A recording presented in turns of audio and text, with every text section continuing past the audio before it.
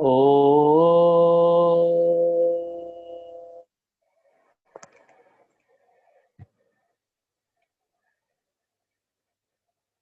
અમદાવાદ પડી લાગે.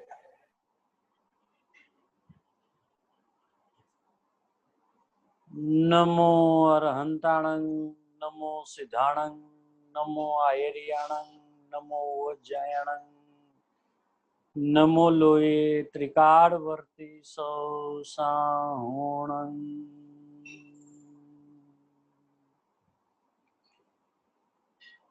મંગલમ ભગવાન વીરો, મંગલમ ગૌતમો ગણી, મંગલમ કુંકુંધાર્યો જૈન ધર્મોસ્તુ મંગલમ.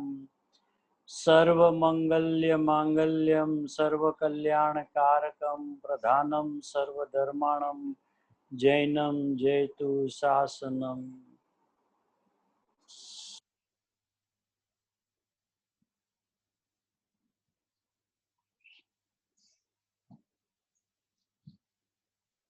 તીર્થંકર પરમાત્માની ઓમ ધ્વનિના સારરૂપ આ શ્રી ગ્રંથાધિરાજ સમયસારજી પરમાગમ કુનકુંદ આચાર્ય ભગવાનની ભરત ક્ષેત્રના અતિ આસન ભવ્ય જીવોને આપેલી અણમોલી ભેટ, જેનો સંસારનો કિનારો આવી ગયો છે, જે હવે સાદી અનંત કાળ પોતાના શુદ્ધ અને સિદ્ધ સ્વરૂપની અંદરમાં બિરાજમાન થવાના છે, એવા સ્વરૂપના પીપાસુ જીવો, જે ચાતકની જેમ સ્વરૂપને સમજવાની જિજ્ઞાસા જેને અંતરંગમાં ઉછળતી હતી, એ અંતરંગમાં ઉછળતી સ્વરૂપને સમજવાની થનગનાટ વાળી પરિણતિ જે હતી, એ આજે આપણને ગ્રંથાધિરાજ સમયસારજી પરમાગમ મળતા એમાં આચાર્ય ભગવાન તે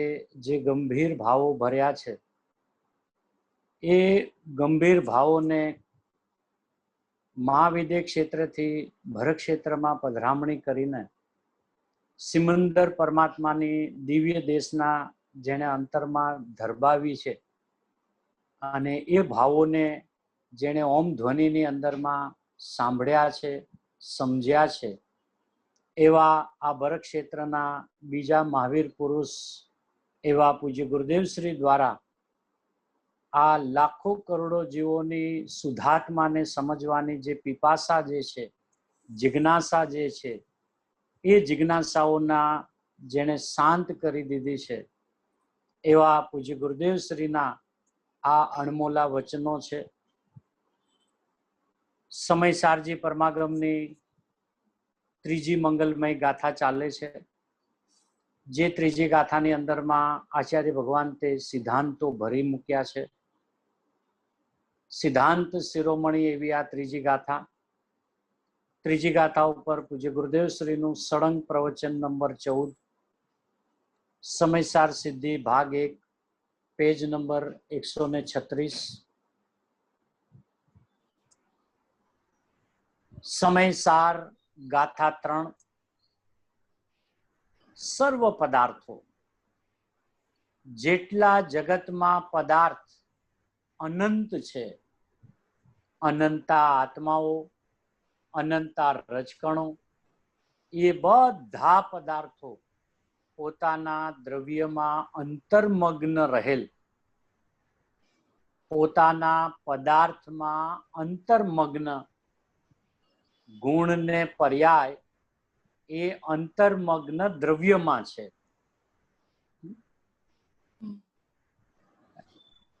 એટલે કોઈના ગુણ કોઈ બીજા દ્રવ્યમાં છે અને બીજા દ્રવ્યોના કોઈ ગુણો બીજા દ્રવ્યોમાં છે, એમ નહીં.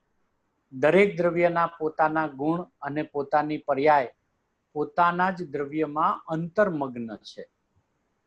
સર્વે પોતાના અનંત ધર્મમાં ટકેલ.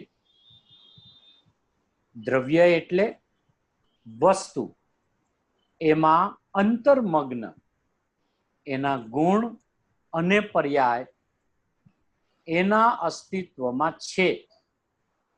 હવે છે તેને તે ચુંબે છે, પોતાના ગુણ પર્યાયને તે અડે છે, સ્પર્શે છે, ચુંબે છે તો પણ જેઓ પરસ્પર એકબીજાને સ્પર્શ કરતા નથી. આ પહેલો સિદ્ધાંત.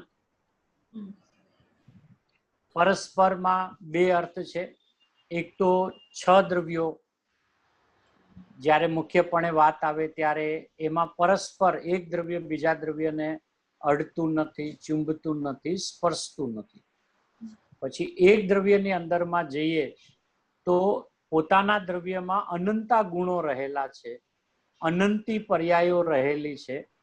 એમાં એક ગુણ બીજા ગુણને અડતો નથી, એક પર્યાય બીજી પર્યાયને અડતી નથી. ત્યારે બધાનું અસ્તિત્વ અનાદિ અનંત એમને એમ ટકી રહ્યું છે. તો પછી આ સ્પર્શવું શું છે? એક બાજુ કહો કે બધું જ પોતાની અંદરમાં રહેલું છે, એમાં એક ગુણ બીજા ગુણને અડે નહીં. દ્રવ્યોની વાત કરીએ તો એમાં એક દ્રવ્ય બીજા દ્રવ્યને પ્રભુ અડે નહીં. તો પછી આ સ્પર્શવું શું કામનું? એમાં આપને શું બતાવવું છે? એ સ્પર્શવામાં કોને લેવું છે? કારણ કે જ્યાં અન્ય દ્રવ્યની અન્ય દ્રવ્યો સાથે સ્વાભાવિક ભિન્નતા છે, 6 દ્રવ્યોની સ્વાભાવિક ભિન્નતા છે. પોતાના અંતરંગની અંદરમાં આવીએ તો પોતામાં અનંતા ગુણો છે. એમાં પણ એક ગુણ બીજા ગુણ વચ્ચે અતદભાવ છે. એટલે કે જ્ઞાન દર્શન રૂપે નથી થતું, દર્શન ચારિત્ર રૂપે નથી થતું. ત્યારે જ્ઞાને, દર્શને અને ચારિત્ર આદિ ગુણોએ પોતપોતાના અસ્તિત્વને ટકાવી રાખ્યું છે. એમાંથી પ્રગટ થતી જ્ઞાનની પર્યાય, દર્શનની પર્યાય, ચારિત્રની પર્યાય, એ પર્યાય પણ એક બીજી પર્યાય એકબીજાને અડતી નથી. ત્યારે તો બધા ગુણોની પર્યાયો પણ પોતપોતાના અસ્તિત્વને ટકાવી રાખ્યું છે. તો હવે પ્રભુ પ્રશ્ન એ છે કે આ ચુંબે છે એ શું?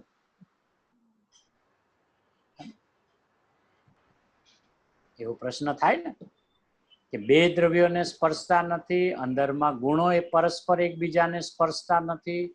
ત્યાંથી પ્રભુ આપ આગળ લઈને કહો છો કે પર્યાયો એકબીજાને સ્પર્શતી નથી. તો પછી આ સ્પર્શનું શું? સ્પર્શનું રહસ્ય છે પ્રભુ. એટલે અંતરંગમાં પણ બે ગુણો જે છે ને કે જ્ઞાન આનંદ ગુણને ભોગવે છે, એ જે વિપરીતતા છે ને એને મટાડવી છે. કે અત્યારે જ્ઞાન થાય છે, આત્માની અનુભૂતિ થાય ત્યારે આનંદ પ્રગટશે અને એ આનંદને હું માણીશ. તો કે એમ પણ છે નહીં પ્રભુ, કે આનંદ નામનો ગુણ છે, પણ એ આનંદ નામના ગુણને જ્ઞાન ગુણ સ્પર્શતો નથી. તો જ્ઞાન ગુણની પર્યાય પણ આનંદ ગુણની પર્યાયને સ્પર્શતી નથી. તો પ્રભુ આનંદ તો આવે છે ને, કે આવે છે ને, એ જ્ઞાનનો આનંદ છે. અને જ્ઞાન પોતાના આનંદને ચુંબે છે, અડે છે, સ્પર્શે છે, તો જ અંદરમાં અનંતા ગુણોની સિદ્ધિ થઈ શકે. નહીતર અંદરમાં અનંત ગુણો છે એ સિદ્ધ ન થાય.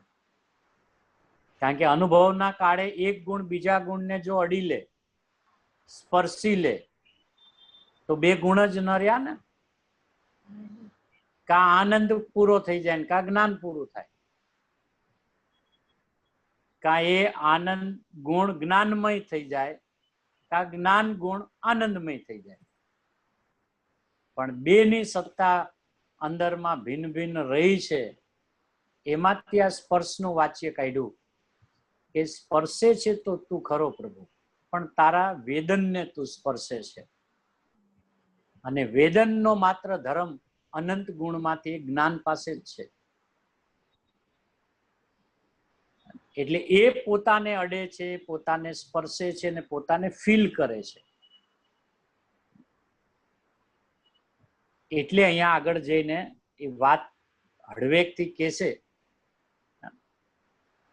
કે આ સ્પર્શ ગુણ કેમ લીધો પેલો, હે ને, જાણવું પેલું કેમ ન લીધું. પરસ્પર એકબીજાને અડે છે, સ્પર્શે છે, એમ કેમ લીધું? એટલે કે અહીંયા સ્પર્શતા નથી એમ કેમ લીધું?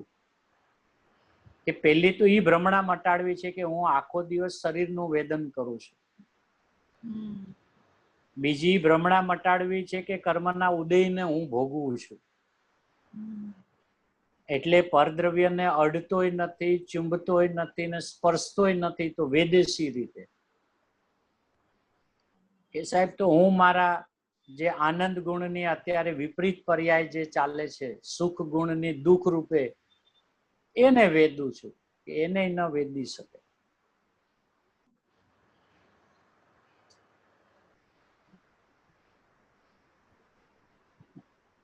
કે એ જ્ઞાન પોતાની પરિણમન જે થાય છે પોતામાં જાણવું દેખવાનું, હે ને, તો એ જાણવા દેખવા વાળું જે પરિણમન છે, એટલે કે જાણવું ને દેખવું એટલે જાણવું ને માણવું, એ જે જ્ઞાનનું અભેદ પરિણમન જે છે, અભિન્ન પરિણમન જે છે, એ અભિન્ન હોય ને તો જ એને વેદી શકે. અને ગુરુદેવે આચાર્ય ભગવંતોના હૃદયને ખોલીને જ્યારે એમ કીધું કે જ્ઞાન ખરેખર પરને નથી જાણતું,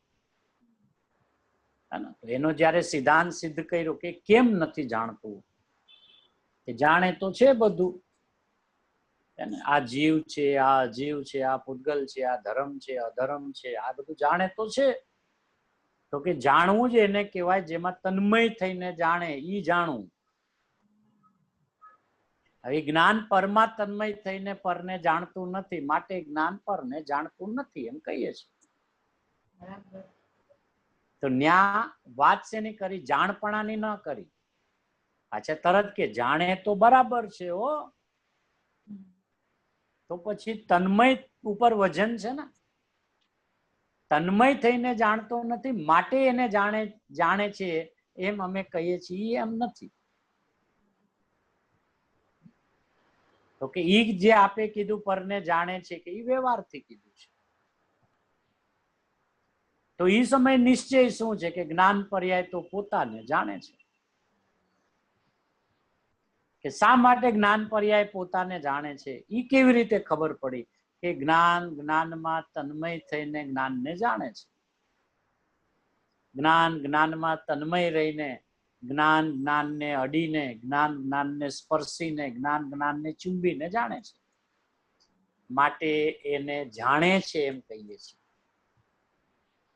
જ્યારે બીજા દ્રવ્ય જે જ્ઞાનમાં ઝલકે છે એમાં તન્મય થયો નથી, માટે એને જાણતો નથી એમ કહીએ છીએ. તો અહીંયા સ્પર્શે શબ્દ લીધો. અને બીજી વાત એમ કહી દીધી કે આત્મામાં સ્પર્શ છે.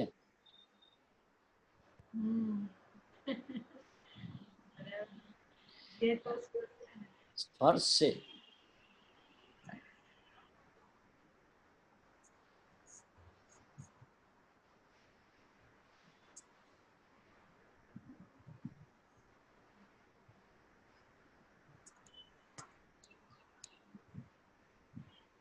સ્પર્શ નામનો ગુણ પૂતગલનો છે,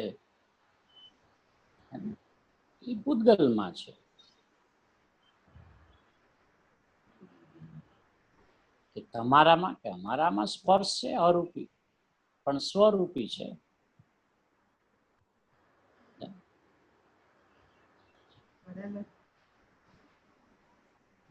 તમારામાં સ્પર્શ ગુણ જો આવી જાય તો તમે તો પૂતગલત્વને પામો કે ના? કોઈ એમ કે પૂતગલના ધર્મ જીવમાં આવી જાય તો જીવ તો પૂતગલ થઈ ગયો ને. જો અભ્યાસી હશે તો બધું કાઢશે, કોરો શાસ્ત્ર અભ્યાસી હશે તો, વિચારક હશે તો વિચાર કરશે. એમાં પૂતગલત્વ પણ થવાનો પ્રશ્ન જ ક્યાં છે? કારણ કે જીવત્વ પણ તો મારો પ્રથમ ધર્મ છે. ચૈતન્યત્વ એ તો મારો પ્રથમ ધર્મ છે, એ તો મારો મૂળ ગુણ છે, એ તો મારું મૂળ તત્વ છે. એટલે પૂતગલત્વ થવાનો તો પ્રશ્ન જ નથી. હા, પણ એનો જેમાં ગુણ છે ને એવો ગુણ એક મારામાં છે એમ નહીં. પૂતગલમાં એક ગુણ છે રસ નામ સ્પર્શ નામનો, એવો જ એક ગુણ મારામાં છે એમ નહીં. મારામાં એક સ્પર્શ નામનો ગુણ એવો છે જેનાથી હું એમ સમજી શકું કે આમાં સ્પર્શ નામનો ગુણ છે.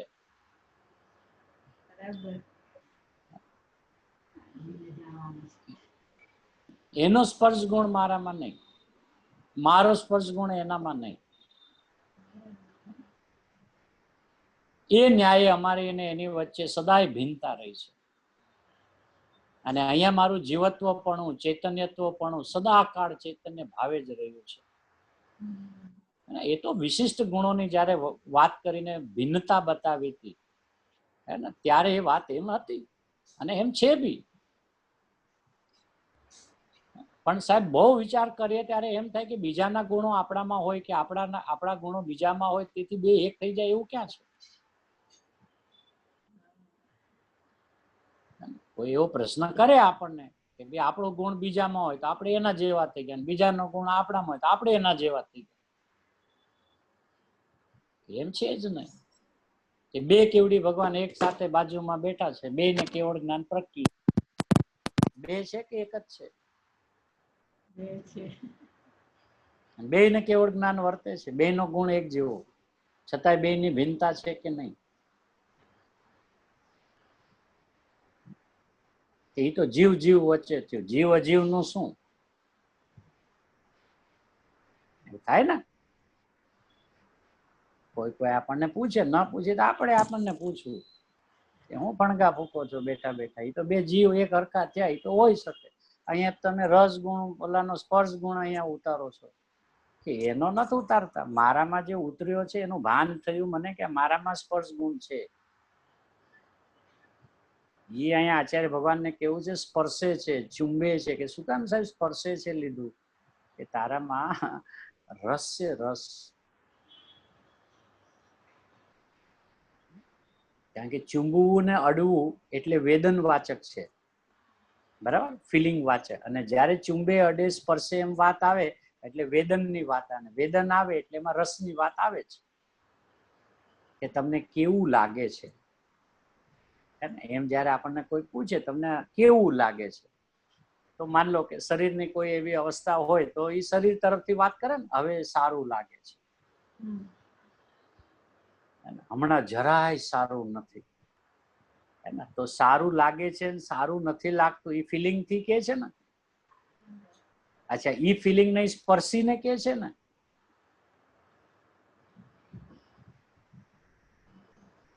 તો વેદન વાચક છે ને સ્પર્શવું.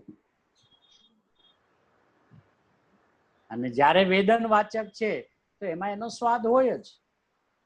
ગરમ લાગે, ઠંડુ લાગે છે, મીઠું છે, ખારું છે, સ્વાદિષ્ટ છે, અમૃતમય છે, ઝેર જેવું છે.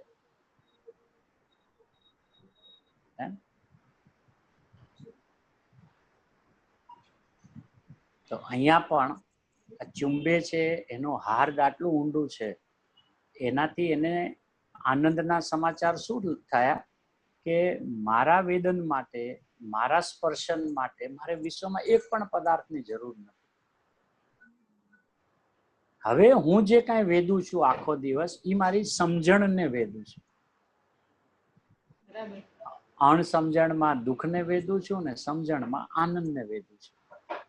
એટલે અણસમજણમાં દુઃખને સ્પર્શું છું, સમજણમાં આનંદને સ્પર્શું છું.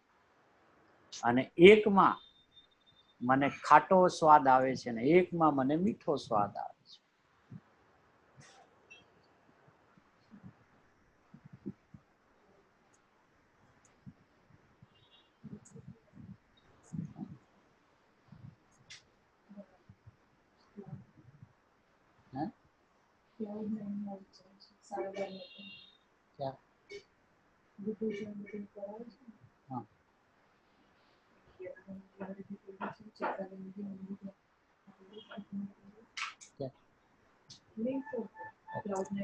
हाँ हाँ हाँ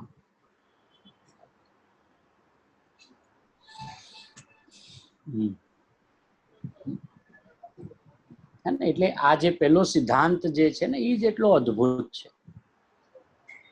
એટલો અદ્ભુત સિદ્ધાંત છે કે એક સિદ્ધાંતે તો બેડો પાર. આખું વિશ્વથી પોતાનું ચૈતન્યત્વ પણ ભિન્ન છે, જે અત્યાર સુધી સાંભળ્યું હતું, વાંચ્યું હતું, હવે ભાસવાનું ચાલુ થયું. ઓહો, અનાદિથી હું મને સ્પર્શીને રહ્યો છું, આજ દિવસ સુધી એક બી પર પદાર્થને સ્પર્શ્યો જ નથી. હવે સ્પર્શ્યો જ નથી તો મેલો જ નથી થયો, મેલો જ નથી થયો તો અશુદ્ધ જ નથી થયો. તો હું તો એવો ને એવો શુદ્ધ રહી ગયો. તો આમ અંદરમાંથી થનગનાટ થાય ને, ઉછાળો આવી જાય, ઓહો, મેં આવો કોઈ દિવસ વિચાર કેમ ન કર્યો. ત્રીજી ગાત કેટલી વાર વાંચી, કેટલી વાર સાંભળી. એટલે ગુરુદેવ શું કીધું, બાપુ આ તો વિતરાગે બતાવેલું તત્વ છે ને, ઝીણું છે. જ્ઞાનને તીક્ષ્ણ કર પ્રભુ, સમજાય એવું છે, પકડાય એવું છે, અનુભવાય એવું છે.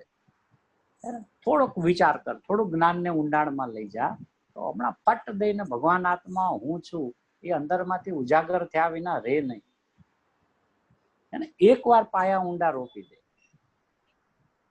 ભલે તું એક સિદ્ધાંત, તને આ 3-4 સિદ્ધાંત બધા એમાં કોઈ પણ એક સિદ્ધાંત તને પ્રિય લાગ્યો હોય કે ભાઈ મને આ ક્ષેત્ર વાળો લાગ્યો, ક્ષેત્રમાં ઘૂસી જા. કે ભાઈ મને 2 દ્રવ્યની ભિન્નતા બહુ સારી લાગી, એમાં વિચાર કર. પોતાના નિજ સ્વરૂપથી પડતા નથી વાત મને બહુ ગમી છે, તો એમાં ઊંડો ઉતરી જા. પરરૂપે નહીં પરિણમવાને કારણે ઈ ગમ્યું કે એમાં ઊંડો ઉતરી જા. કે સદાય શાશ્વત ટંકોત્કીર્ણ રહ્યો છું ઈ ગમ્યું કે તો એમાં ઊંડો ઉતરી જા. જે તને રૂચ્યું હોય, જે તને ગમ્યું હોય, જે ગોઈઠવું હોય પ્રભુ, તો એમાં ઊંડો ઉતરી જા. પછી આજુબાજુનો હમણાં વિચાર મૂકી દે બધો. ઓલાનું શું તો આનું શું, આમ શું તો આનું શું, એ બધું હમણાં ડિપોઝિટ રાખ.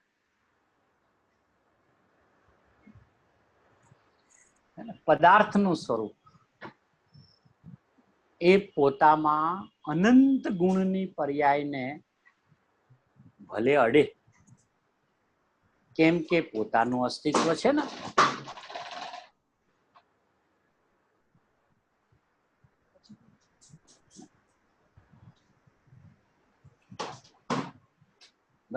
હવે પરદ્રવ્યથી જયારે જુદાઈની વાત આવે ત્યારે એમ કે પોતાના ગુણોને અડે છે, કેમ કે હવે તો પોતાનું જ આખું અસ્તિત્વ છે ને.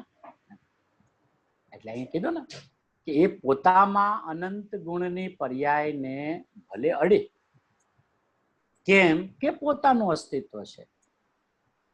પણ બીજા પદાર્થના અસ્તિત્વના દ્રવ્ય ગુણ પર્યાયને અને દ્રવ્ય ગુણને તો અડે નહીં, પણ એ તો ધ્રુવ છે. એમ કે ભાઈ કેમ દ્રવ્ય ગુણને ન અડે, તો કે એ તો ધ્રુવ છે એટલે એને તો ન અડે. પણ જીવને એમ થાય ને કે આ પૂતગલની વર્તમાન પર્યાય આ જે શરીર રૂપે પરિણમી છે એને તો અડું ને. ભલે એના હું રસ સ્પર્શ ગંધ વર્ણ ગુણને ન અડી શકું, ભલે હું આ પૂતગલ દ્રવ્યને ન અડું એમ, કારણ કે એ તો ધ્રુવ છે ને. પણ સાહેબ એની આ વર્તમાન પર્યાય જે છે એને તો અડું છું કે નહીં. એટલે એ પેલા ગુરુદેવ કે દ્રવ્ય ગુણને તો અડે નહીં, એ તો ધ્રુવ છે, પણ બીજા પદાર્થની પર્યાય છે એને એ પદાર્થની પર્યાય અડતી નથી. હે ને? એટલે પેલા 2 દ્રવ્યોની ભિન્નતા બતાવી. પેલા એમ કીધું 2 દ્રવ્યો એકબીજાને અડતા નથી, પછી કે 2 દ્રવ્યોના ગુણો એકબીજાને અડતા નથી. હવે એ 2 દ્રવ્યની વર્તમાન પર્યાય છે એમાં જીવ દ્રવ્યની પર્યાય પૂતગલ દ્રવ્યની પર્યાયને અડતી નથી. ચમત્કારિક તત્વ છું ને હું, અડ્યો જ નહીં કે શરીરમાં રહ્યા કે શરીરમાં રહ્યો જ નથી. ઘણી વાર વ્યવહારના વચનમાં આવે ને, અત્યારે ભગવાન આત્મા શરીરમાં રહ્યો છે પણ શરીરથી ભિન્ન રહ્યો છે. સ્વદેહાકાર, દેહથી ભિન્ન ભગવાન આત્મા દેહ દેવળમાં બિરાજે છે. એ તો જે ગામમાં ગોતતો હતો એને અહીંયા લઈ આવ્યા. આમ આમ ગોતતો હતો ને ભગવાન અહીંયા છે અહીંયા છે, એ કે ના ના આ દેહ દેવળમાં ભગવાન બિરાજમાન છે. ક્યારેક કે આ દેહ છે ને એ તો રોગોનું ઘર છે, અસુચિ વાળું છે. ક્યારેક દેવળ કહી દે. અહીંયા ભગવાન બિરાજ એટલે તું અહીંયા જો અંદર એમ.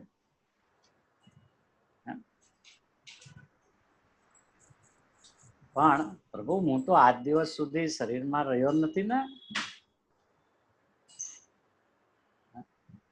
કેમ કે બંને ક્ષેત્રથી ભલે નિકટ હો પણ પરસ્પર એકબીજાને એડા નહીં ને. તો હું તો સદાય મારા સ્વક્ષેત્રમાં રહ્યો ને. હું તો મારા દ્રવ્ય ગુણ પર્યાયની મર્યાદામાં જ રહ્યો. હું મારા સ્વચતુષ્ટયમાં જ રહ્યો. તો પ્રભુ આ તો આનંદનો સમાચાર છે. તો અશુદ્ધતાનો પ્રશ્ન જ ક્યાં છે? કે અશુદ્ધતાની હજી વાત જ ક્યાં કરી છે અમે? તું શેનો ઘડીએ ઘડીએ વિચાર કરે છે? પણ સાહેબ આ મજા આવે છે કે હું અશુદ્ધ નથી થયો એટલું સાંભળીને મજા આવે છે. તો પછી માંડ મજા. એમ અશુદ્ધ નથી થયો તો આરે પડઘો પાડજે કે શુદ્ધ જ રહ્યો છું એમ. અને શુદ્ધ નો આનંદ માણ, શુદ્ધમાં ઉછળ.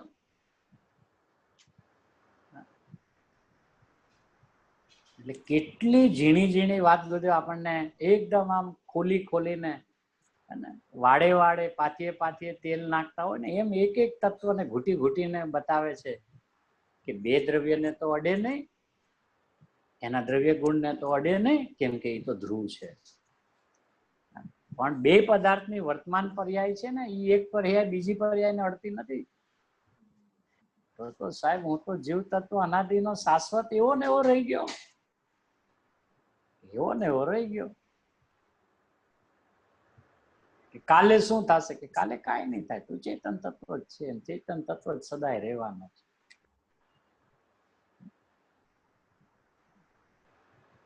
એટલે અહીંયા પહેલા જ કીધું એ તો ધ્રુવ છે. પણ બીજા પદાર્થની પર્યાય છે એને એ પદાર્થની પર્યાય અડતી નથી. અને પોતાના દ્રવ્ય ગુણને તો ભલે ન અડે પણ પોતાની પર્યાય પણ બીજાની પર્યાયને અડતી નથી. એટલે કે આપણા દ્રવ્ય ગુણ બીજા દ્રવ્યના દ્રવ્ય ગુણને તો ન અડે પણ આપણી વર્તમાન પર્યાય બીજા દ્રવ્યની વર્તમાન પર્યાયને અડે નહીં.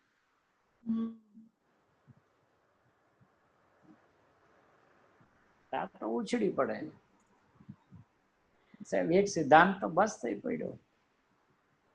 આખું ચૈતન્ય તત્વ અંદરમાંથી ઉછાળા મારતું ધડાકા મારતો આમ અંદરમાંથી નાચી ઉઠે. ઓહો પ્રભુ, આ રીતે હું અનાદિનો તમે કહેતા હતા કે તું સિદ્ધ સ્વરૂપી છે, સદાય શુદ્ધ રહ્યો છે, કોઈમાં ભેડો જ નથી. પણ બાપુ મેં આટલું ગંભીરતાથી વિચાર નહોતો કર્યો એટલે ભાસતું નહોતું. સાંભળ્યું તું, વાંચ્યું તું, ધારણામાં પણ રાખ્યું તું, પણ ધારણાની તિજોરીમાંથી પછી માલને બહાર કાઢ્યો નહોતો. અને બધું તિજોરીમાં રાખી મૂક્યું. સાંભળેલું બધું ડિપોઝિટની તિજોરી છે ને ધારણાની, એમાં ડિપોઝિટ રાખ્યું. અને હવે એને બહુ ડિપોઝિટ ના રખાય, નહીંતર એ લંઘાઈ જાય. અને ઘરે પણ ફ્રીજમાં 1-2 દિવસનું જ રખાય. 15 દિનનું રાખો લંઘાઈ જ ગયું હોય. એ તો 2 દિવસનું હોય રોજ જઈ અને એ જ દિવસે એકનો તો ઉપયોગ થઈ જાય. એક જ પેરમાં પડ્યું હોય. અહીંયા એમ બે જ ગુરુદેવના વચનો અંદરમાં ધારવાના, પણ એવા ધારવાના જોરદાર કે પહેલો તો એ જ દિવસે પરિણમી જાય, બીજું ડિપોઝિટ રાખ્યું હોય નેક્સ્ટ ડે માટે. એનો તો એ જ દિવસે ઉપયોગ થઈ જાય. ઓહો પ્રભુ, આ ચૈતન્ય તત્વ હું છું. અડ્યો જ નહીં, ક્યારે અડ્યો જ નહીં. હવે ન અડ્યો ને એનો મતલબ કે તું તને અડી રહ્યો છે ને. પરને ન અડ્યો એ વાત શું કે છે? કે તું તને જ અડેલો છે, તને જ વળગેલો છે, તને જ ચોટેલો છે. તારામાં ચોટવાનું નથી.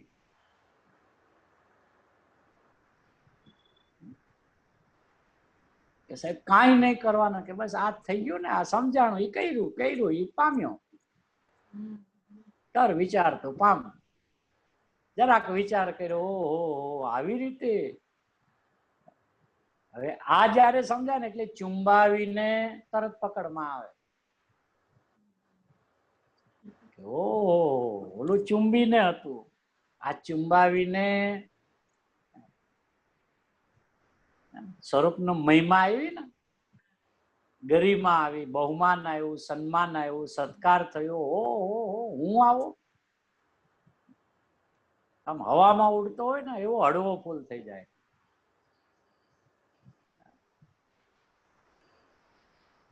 પછી ઓલું આવે છે ને, આજકલ પાવ મેરે જમી પે ટીકતે નહીં, એના જેવું થઈ જાય. ઓહો હું ચૈતન્ય બાદશાહ, ઓહો આમ હવામાં ઉડતો હોય એટલો બધો હળવો ફૂલ થઈ ગયો હોય. એ આ સિદ્ધાંત છે. દરેક દ્રવ્યની પર્યાય બીજા દ્રવ્યની પર્યાયની સાથે અડતી નથી.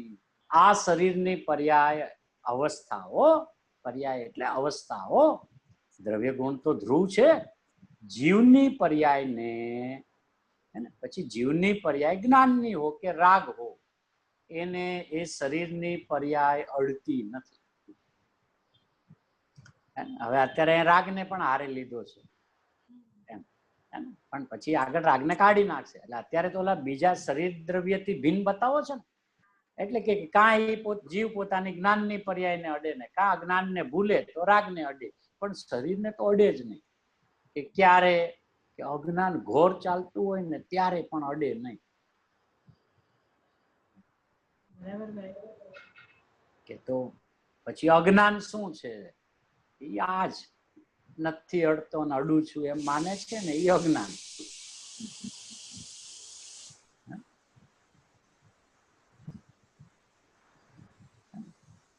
એટલે હવે આ કળા જો આપણને ખ્યાલ એકવાર આવી જાય ને કે ક્યાં પરદ્રવ્યની સાથે વાત ચાલે છે અને ક્યાં નિજ ઘરની વાત ચાલે છે, તો બાર બીજા દ્રવ્યની સાથે વાત ચાલતી હોય ત્યારે તો આપણું જે કાંઈ ગુણ કે અવગુણ બધું મારો જ છે, અને હું જેને અડું છું ને હું જ સ્પર્શું છું, પણ હું તમને તો અડતો જ નથી. એટલે શરીરને તો કે તને તો અડતો જ નથી.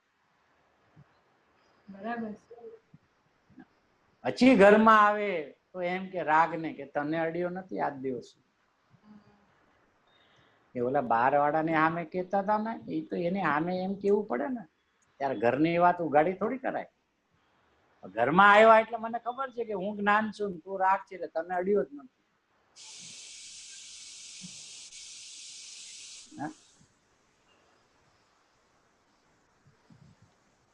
આ તો એવું છે ને કે ભાઈ પોતાની ફેમિલીને બહાર લઈ જાય, જયારે સાથે ગયા હોય અને બીજા કોઈ કાંઈ પૂછે તો ત્યારે તો ભાષા તો એમ જ આવે ને, અમારા ધર્મ પત્ની છે ને, અમારો દીકરો છે ને, કુળદીપક છે ને, કુળદીપિકા છે ને.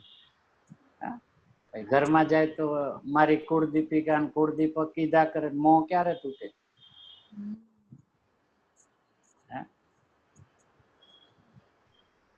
ઘરમાં કે બાપુ તું છે ને હું છું. ત્યાં તો બહુ જોર જોરથી કહેતા હતા, આમ છે ને તેમ છે. એ તો એમ જ હોય. એટલે જ્ઞાનીના બતાવવાના દાંત જુદા ને ચાવવાના દાંત જુદા.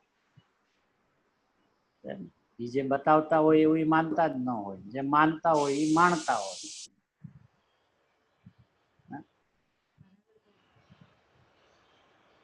ઈ કે છે કે જીવની પર્યાય જ્ઞાનની હો કે રાગ હો, એને એ શરીરની પર્યાય અડતી નથી. તેમ પોતાની રાગ કે જ્ઞાનની પર્યાય શરીરની પર્યાયને અડતી નથી. એટલે બે બાજુથી વાતને દ્રઢ કરાવી દે છે કે શરીરની પર્યાય જીવની જ્ઞાનની પર્યાયને કે રાગની પર્યાયને અડતી નથી, અને આ બાજુથી જીવની જ્ઞાનની પર્યાય કે રાગની પર્યાય શરીરને અડતી નથી. કે તો પછી સાહેબ હું આ શરીર વાળો આખો દી મથામણ કરું છું, એનાથી છૂટો પડવાનો, એનાથી ભેદનાન કરવાનો, કે હવે પતી ગયું બાપુ, નીચલા સ્ટાન્ડર્ડમાં ભણી લીધું ને બધું, થયું કાંઈ કે ના, તો અહીંયાથી સ્ટાર્ટ કર. આ સમજીશ તો આમાં તારે કઈ ભેદનાન કરવાની જરૂર છે? તારે ભિન્ન જ ભાષે અડે જ નહીં, પછી ભેદનાન શું કરે? પછી તો ભેદ છે એમ જાણે, જુદો છે એમ જાણે, ને એ જાણવાનો આનંદ માણે. એ જાણવાનો જે આનંદ માણે એને જ્ઞાનીઓએ વાસ્તવિક ભેદનાન કીધું. એ વિકલાત્મક ભેદનાન કર્યા કરે શરીરની સામો જોઈને, આ શરીર મારું નહીં, આ શરીર મારું નહીં, એમ નહીં.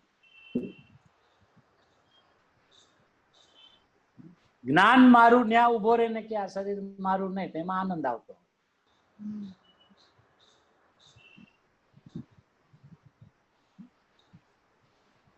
કહો આ ટોપી છે તે માથાને અડતી નથી એમ કે છે.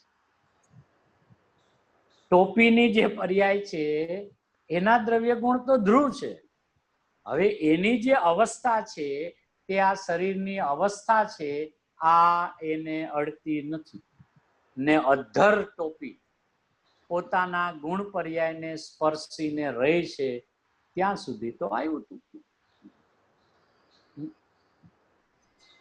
હવે એ સમય તો ગુરુદેવની સભામાં બધા ટોપી પહેરીને જ બેસતા ને, એમ એટલે ગુરુદેવ સીધી ટોપી ની જ આ ટોપી છે ને માથાને અડતી નથી. એટલે સાહેબ માથા ઉપર તો રહી છે, અત્યારે ક્યાં રહી છે? માથા ઉપર ક્યાં રહી? ટોપી ટોપીમાં રહી. તમને નથી દેખાતું? જો આ ટોપી છે એમ કાઢ તો માથાને કાઢ હારે કે ટોપીને કાઢે છે?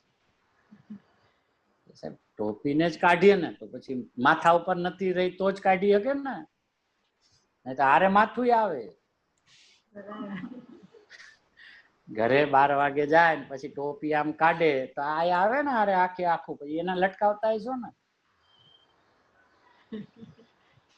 એ તો આવ્યું નહીં તો પછી અડ્યું નહીં તો જ આવ્યું નહીં ને.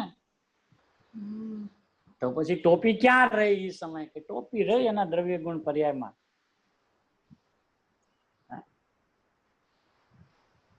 એને સ્પર્શીને રહી છે. એને કીધું ને પોતાના ગુણ પર્યાયને સ્પર્શીને રહી છે, પણ માથાને તો અડી નથી. અને તોય માથા ઉપર દેખાય. એ જે માથા ઉપર દેખાય છે ને એ ક્ષેત્રથી વાત કરે. તું અમે જે વાત કરીએ છીએ ને એ એના સ્વભાવથી વાત કરીએ. એ ક્યાં રહે છે એમ તે પૂછ્યું ને તો અમે તો સીધું ટોપીને જોયું. અને અમે તને એમ પૂછીએ કે ટોપી અત્યારે ક્યાં રાખી છે, એટલે તું સીધું ક્ષેત્ર જોવે. માથા ઉપર, ખીલ્લી ઉપર, કબાટમાં એમ જોવે જ ને. તને ક્યારે એમ ન થતું ટોપી ક્યાં પડી કે ટોપીમાં?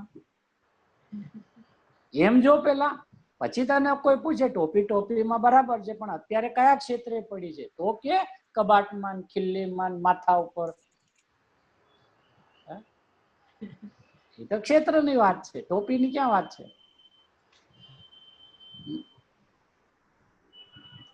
એટલે કહ્યું અધર ટોપી. એટલે અધર ટોપી કે સાહેબ બરાબર માથામાં સાઈઝ પ્રમાણે લીધી છે સાહેબ, ફિટ થઈ ગઈ. જો આમ હલતી નથી કે અધર છે. ફિટ વાળી ટોપી છે ને અધર છે. સાઈઝ કરીને લઈ આવે ને, સાઇઝિંગ કરીને લાવ્યા સાહેબ. માથાની બરાબર ફિટ સાઈઝ વાળી ટોપી લીધી. એવી ટોપી કીધું કે અધર રહી છે.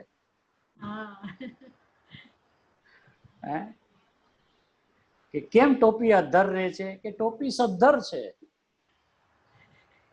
એ ટોપી પોતાથી સદ્ધર છે, એટલે પોતાના દ્રવ્ય ગુણ પર્યાયને ચુંબીને અડીને સ્પર્શીને રહી છે.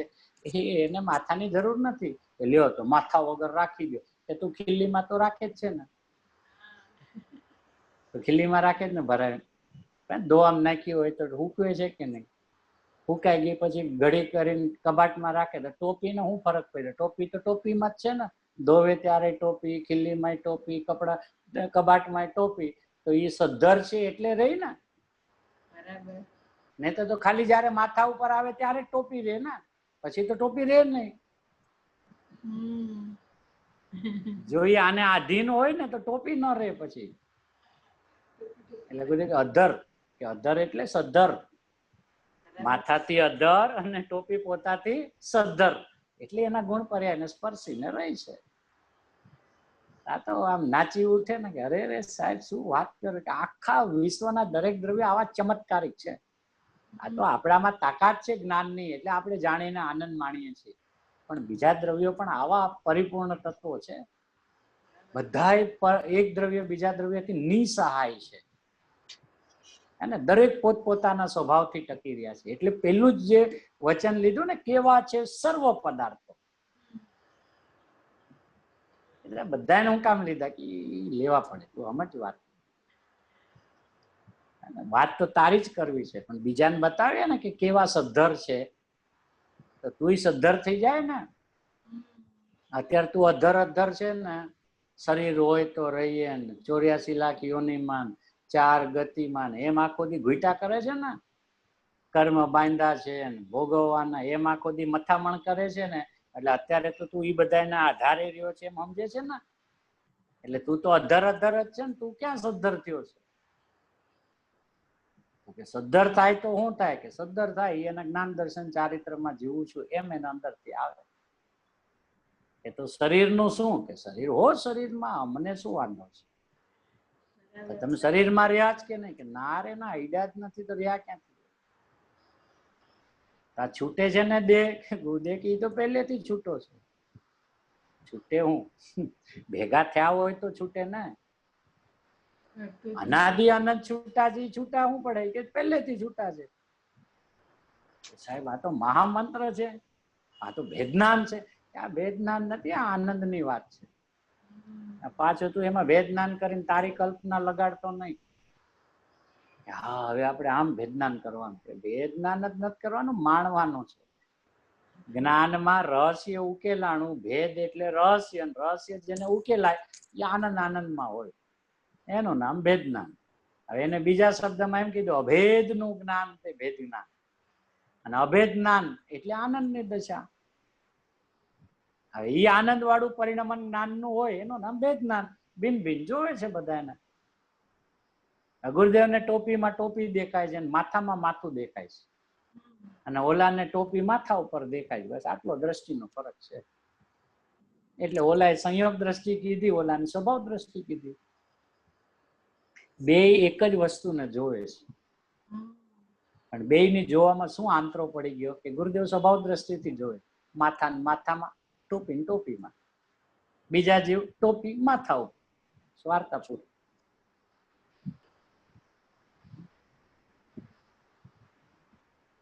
એ અહીંયા કે છે અધર ટોપી. લે હવે જ્યાં ટોપી અધર, એનો અર્થ શું થયો?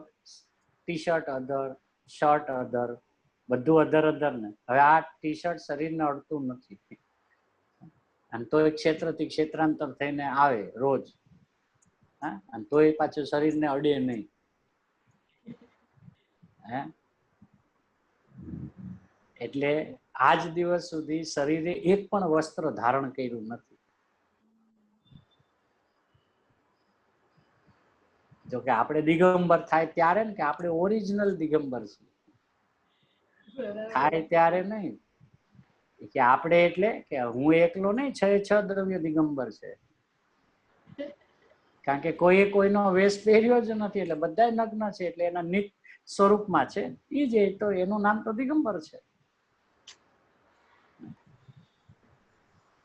તો સાહેબ કપડા ઉતારીએ ત્યારે ને કે પહેરા જ કીધી છે. એટલે ગુરુદેવ જયારે મુનિરાજ નું વર્ણન કરતા હોય ત્યારે શું કે, સાહેબ એને કપડા કાઢી નાખ્યા ને? ગુરુદેવ કે ધૂળમાંય કાઢ્યા નથી. એ તો કપડા ઉતરવાનો પોતાની પર્યાયનો કાળ હતો, સ્વયં ઉતરા છે. સાહેબ તીર્થંકર થાય ત્યારે, દીક્ષા લે ત્યારે આગલા બધા રાજપાટના મુગટ બુગટ ઉતારતા હોય છે ને, કાઢતા હોય છે ને, પછી મુનિ બનતા હોય છે ને, કે ધૂળમાંય અડતા નથી. કીધું નહીં અધર રહે છે ટોપા ને એના મુગટ બુગટ. એ ટોપીમાં મુગટ નાખો તો એ એક જ વાત થઈ ગઈ ને, ટોપી હોય કે મુગટ હોય. હવે જ્યાં આ વસ્ત્ર અડે ને, તાની પર ગમે એટલી માળાઓ પહેરી હોય તો માળા આને અડે ને, આ શરીરને અડે ને, તો બધા જુદા જુદા જ છે ને. બરાબર. તો બધાની પોતાની પર્યાયનો સકાળ છે ને પરિણમનનો. એનાથી આમ થાય છે, હાથ આમ હલે છે, ટોપા નીચે ઉતરે છે. ઓલા કે જો એને કાઢ્યા, બીજું કે ધૂળમાંય કાઢ્યા નથી, તને જોતા નથી આવડતું. જોઈ નીકળ્યા એમ જો, કાઢ્યા એમ કામ જોવે છે? જોઈ નીકળ્યા એમ જો. આ શું છે કે આ સ્વભાવ દ્રષ્ટિ છે. એનાથી શું થાય? બહુ મજા આવે, આનંદમાં રહે. નીકળ્યા કે એનું પરિણમન જોશે. હા, કાઢ્યા તો બીજા જીવનો એનો કરતા જોશે કે આને આ કાઢ્યા છે. રાજપાટમાં બેઠા હતા ત્યાં સુધી તો ઠાઠમાઠમાં હતા. હવે દ્રવ્યલિંગ મુનિપણું, ભાવલિંગ મુનિપણું ધારણ કર્યું, નગ્ન અવસ્થામાં થઈ ગયા. ગુરુદેવ કે ધૂળમાંય નથી, એ તો પહેલેથી નગ્ન છે, અડ્યા જ નથી. પછી કે આ શું કે આ મૂળ દિગંબર ધર્મ. કોઈ એમ કેતા હોય ને કે ગુરુદેવ અમારા દિગંબર ધર્મને અપનાવ્યો, ગુરુદેવ કે તને ભાન કેદી છે? તું એમ અમને કે આ સ્થાનકવાસી માંથી બદલીને દિગંબર માં આવ્યા, તું મોટી બ્રહ્મા છે ભાઈ. તને તારું દિગંબર પણ હું છે એ સમજાવવા અમે આવ્યા છે. તને કેદી ભાન છે દિગંબર કોને કહેવાય? હા, તો એ કુળ પરંપરાથી દિગંબર દિગંબર કર્યા કરે ને. અમે મૂળ દિગંબર છે. ગુરુદેવ કે ઓરિજિનલ દિગંબર તો અમે છીએ.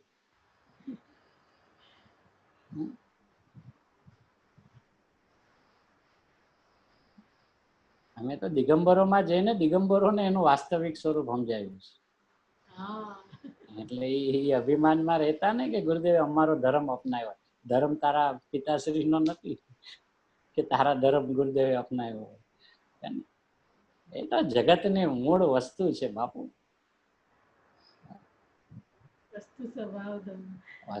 વસ્તુ થવા ધમ્મો. પછી એમાં ક્યાં તારો મારો ક્યાંથી આવી ગયો?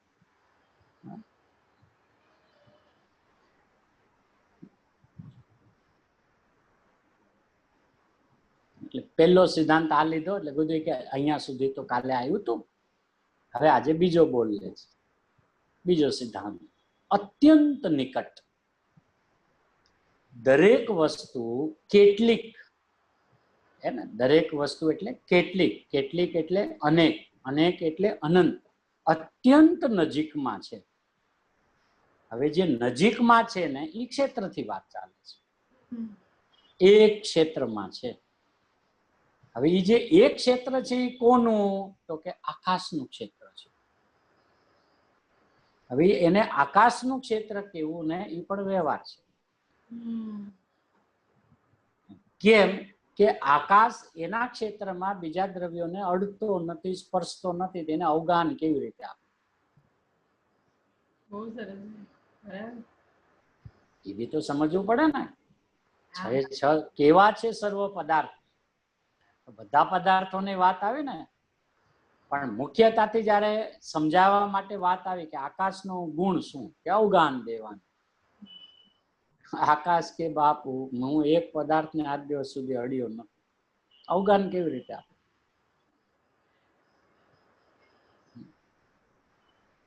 જો એ મારા ક્ષેત્રમાં રહે ને તો મારા રૂપે થઈ જાય,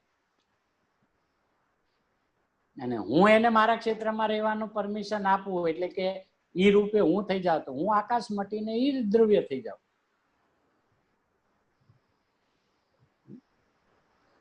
તો સાહેબ જીનાગમમાં આવે છે ને આકાશના એક ક્ષેત્રમાં, તો વ્યવહાર નહીં નું વચન છે.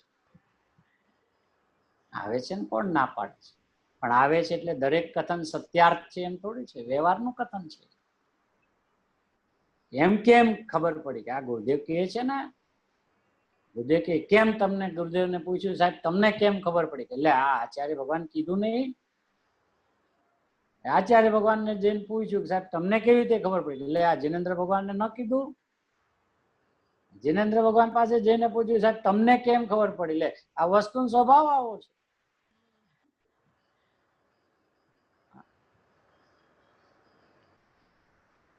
આકાશનું ક્ષેત્રમાં બધા રહે છે એ પણ વ્યવહારને એનું વચન છે ને. હવે એ જે બહિરંગ ક્ષેત્ર જે છે એટલે એ વ્યવહારને એનું વચન છે. હવે નિશ્ચય ક્ષેત્ર તો દરેક દ્રવ્યનું પોતપોતાનું છે. એટલે હવે આપણી જયારે વાત આવે તો આપણને સ્વચતુષ્ટયમાં રહ્યો છે એમ કીધું ને, દ્રવ્ય, ક્ષેત્ર, કાળ અને ભાવ. તો એમાં ક્ષેત્ર તો આપણું લીધું. તો હવે પૂતગલ દ્રવ્ય પણ એના દ્રવ્ય, ક્ષેત્ર, કાળ, ભાવમાં રહે ને. હવે ઈ પૂતગલ દ્રવ્યને આકાશના ક્ષેત્રમાં રહે છે એમ કેવું એ વ્યવહાર છે ને. બરાબર. એમ જીવને આકાશના ક્ષેત્રમાં રહે છે એમ કેવું એ પણ વ્યવહાર છે ને.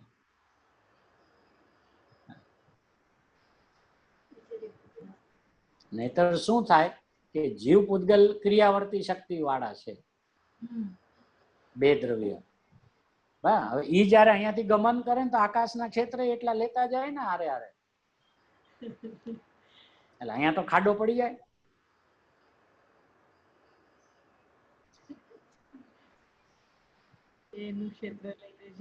એનું ક્ષેત્ર લઈ જાય એટલી જગ્યા ત્યાં ખાલી થઈ ગઈ ને. જેમ પગ જમીનને અડતા નથી, બરાબર. હવે જો એ અડી જાય પગ જમીનને તો પગ ઊંચો થાય તો એટલો પગનો જેટલો પોર્શન વાળી જમીન છે એટલી તારે ઊંચી થાય જ ને. તો અત્યારે જીવ જેટલા આકાશના ક્ષેત્રને રોકીને બેઠો છે એ અહીંયાથી જયારે બીજા ક્ષેત્રે જાય એટલા તો આકાશના પ્રદેશો હારે જ જાય ને.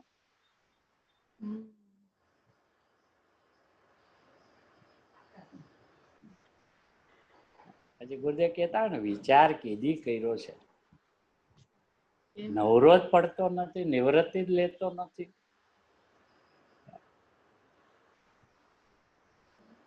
હવે આમાંથી ગુરુદેવ આપણને કાઢતા શીખવાડ્યું ને કે જીનાગમમાં મૂળ તો આચાર્ય ભગવાને કીધું કે જીનાગમમાં મુખ્યતા ભગવાનની ધ્વનિમાં બે નયની મુખ્યતાથી પ્રતિપાદન આવે છે, નિશ્ચય નહીં, વ્યવહાર નહીં. તો મોક્ષમાર્ગ પ્રકાશકમાં સ્પષ્ટીકરણ કર્યું કે નિશ્ચય નહીં એટલે સત્યાર્થ છે એમ જાણવું ને ગ્રહણ કરવું, અને વ્યવહાર નહીં છે એમ નથી એમ જાણવું, એનું નામ બંને નયોને ગ્રહણ કરવું એમ કીધું છે. સાહેબ અહીંયા આપે કીધું આકાશનું ક્ષેત્ર છે, એક ક્ષેત્રમાં છે. પેલા એમ કીધું એક ક્ષેત્રમાં છે, પછી તરત કે એક ક્ષેત્ર કોનું, કે આકાશનું એક ક્ષેત્ર છે. ઈ સાહેબ નિશ્ચય નહીં કે વ્યવહાર નહીં, વ્યવહાર નહીં. તો સાહેબ નિશ્ચય ક્ષેત્ર શરીરના ક્ષેત્રમાં, આત્મા આત્માના ક્ષેત્રમાં, પૂતગલ પૂતગલમાં, અજીવ હે ને ધર્મ ધર્મમાં, આકાશ આકાશમાં, કાળ કાળમાં.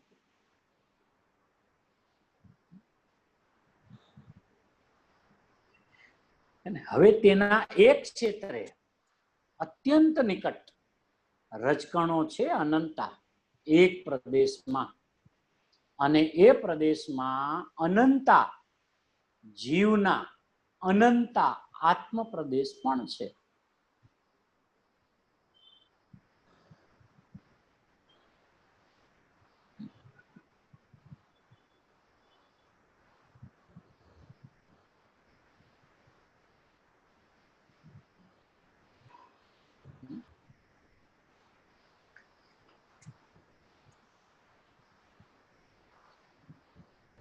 એટલે આમાં શું કે છે કે આકાશનું એક પ્રદેશ છે, આકાશનું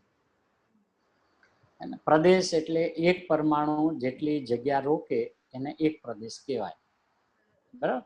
હવે એ અહીંયા બધે એમ કે છે કે અનંતા જીવના અનંતા આત્મ પ્રદેશ પણ છે, ક્યાં, એક પ્રદેશમાં. એટલે એમ કહીને શું કે છે કે એક પ્રદેશમાં એક જીવ આખો ન હોય.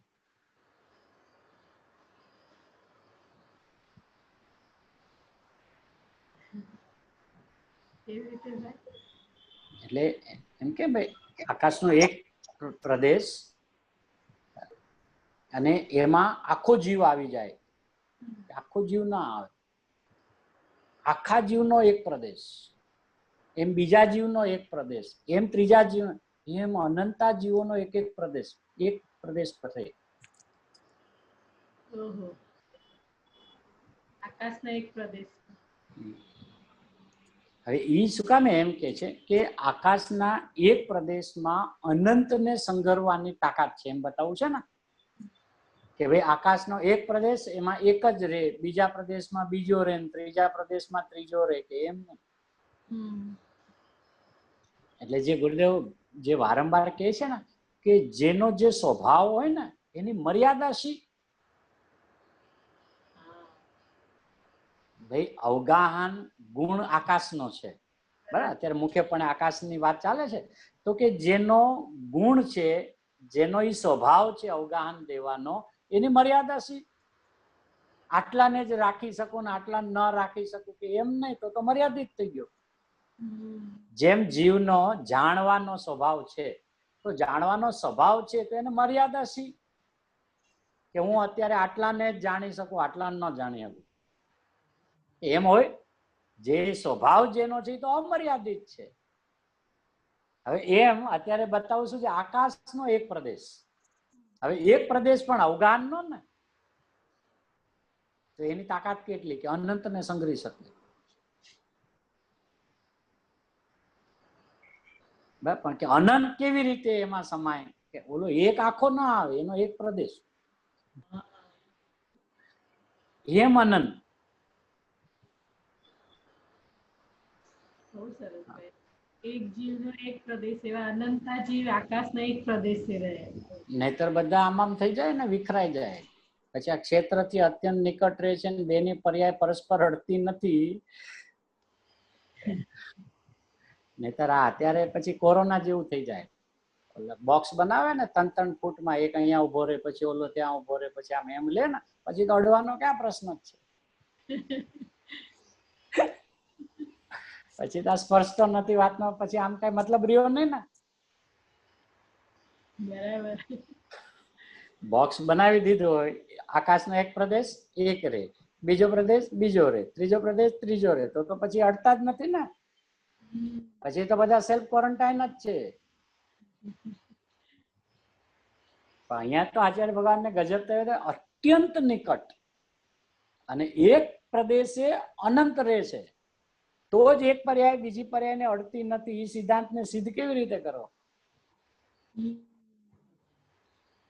એક મુંબઈમાં રહે અને એક અમદાવાદમાં રહે, પછી એમ કે પરસ્પર એકબીજાને અડતા નથી. બાપુ તો ન જડે ને, 500 કિલોમીટરનો આંતરો છે.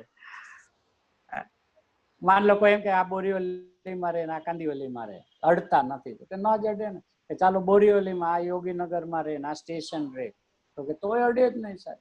કે ચાલો યોગીનગરમાં ને યોગીનગરમાં સાહેબ, આ બિલ્ડિંગમાં રહે ને ઓલો બાજુની બિલ્ડિંગ, સાહેબ ન જડે ને.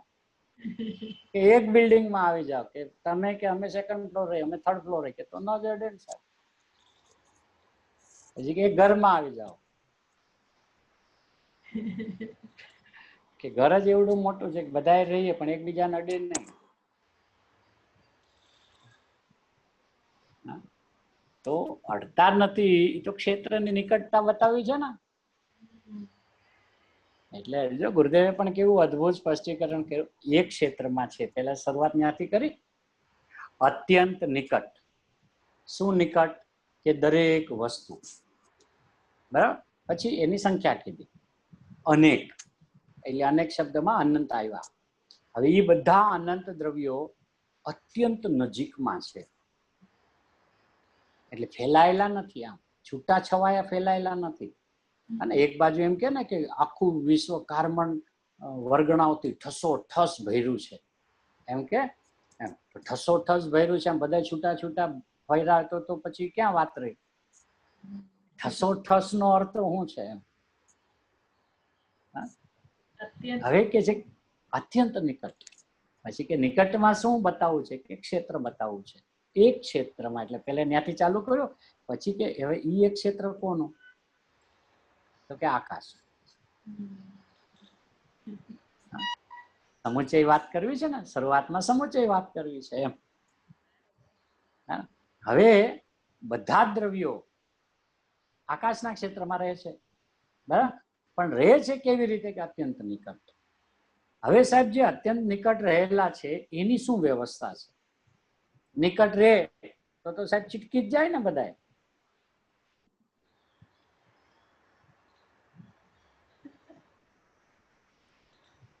લોકલ ટ્રેનમાં બોમ્બે જતા હોય ને સવારે 9 વાગે, તો કેવી હાલત હોય?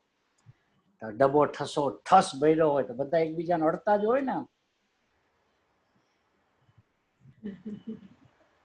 જોવામાં શું આવે? પગ મૂકવાની જગ્યા નથી, શ્વાસ લઈ શકતા નથી, આમ ઠસો ઠસ ડબ્બો ભરાઈ ગયો છે. હા ને, તો આપણે શું કહીએ? ભાઈ સાહેબ તમે આમાં કેવો અડતા નથી, આ જો આ ડાઘ લાગી ગયો જો. અને કે બાપુ અડ્યા નથી ને, ડાઘ લાગ્યો છે.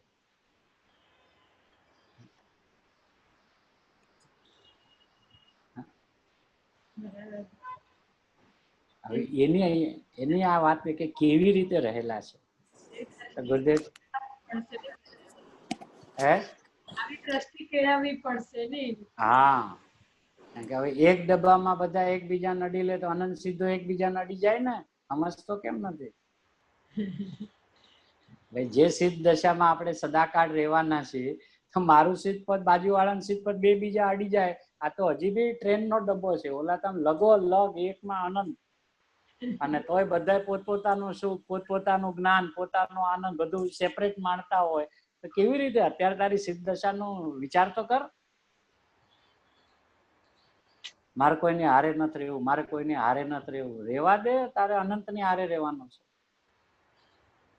હારે રહેવાનો છે એનો અર્થ જ જુદા જુદા છે.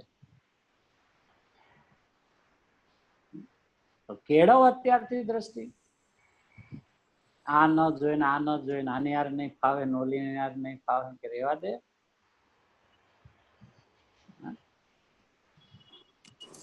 તો પછી આકાશના એક દ્રવ્ય એક પ્રદેશ ઉપર 6 દ્રવ્યો રહેશે, બરાબર? એ આખા નહીં, એ સમુચય વાત થાય ને ત્યારે, હા, ત્યારે સમુચય વાત થાય ત્યારે એમ કે આકાશના એક પ્રદેશે 6 દ્રવ્યો રહે છે. પછી 6 દ્રવ્ય ન રહે, 6 દ્રવ્યમાંનો એક રહે. એક પ્રદેશ, એક દ્રવ્યનો એક પ્રદેશ, એમ કહો છો? અહીંયા જો, તેના એક ક્ષેત્રે અત્યંત નિકટ રજકણો છે અનંતા, એક પ્રદેશમાં. જો અડે વાંચીએ ને તો બધું હવે ઓલું છે ને એ સમુચય કથન છે કે ભાઈ આકાશના એક પ્રદેશમાં 6 દ્રવ્ય રહે છે એમ, એ સમુચય વાંચે. જેમ અહીંયા પણ વાત શું કરી, એક ક્ષેત્રમાં છે, પણ એ એક ક્ષેત્ર કોનું? તો કે આકાશનું. તો એ તો વ્યવહાર નું વચન છે ને. એમ કોઈ અનંતા જીવ છે, અનંત જીવનો દરેક જીવનો એક પ્રદેશ ઉપર રહેશે, એમ કેવું સમજાયું નહીં, બરાબર નથી સમજાતું. હા, એ આવશે ને, હજી શરૂઆત ક્યાં કરી છે. હમણાં કીધું ને, એક પ્રદેશ ઉપર, આકાશના એક પ્રદેશ ઉપર અનંતા જીવોનો, દરેક જીવનો એક પ્રદેશ. એટલે આવે છે ને એમ જ. હજી ક્યાં ચાલુ કર્યું છે, હજી ચાલુ નથી થયો, હજી હવે આવે છે હળવે હળવે. આ ગુરુદેવના વચનનો આપણે વિચાર કરીએ છીએ. આપણે અસંખ્ય પ્રદેશી છીએ ને, આપણે અસંખ્ય પ્રદેશી છીએ, બરાબર? અને ત્યાં આકાશનો એક પ્રદેશ છે. તો અસંખ્ય પ્રદેશી એક પ્રદેશમાં કેવી રીતે આવે?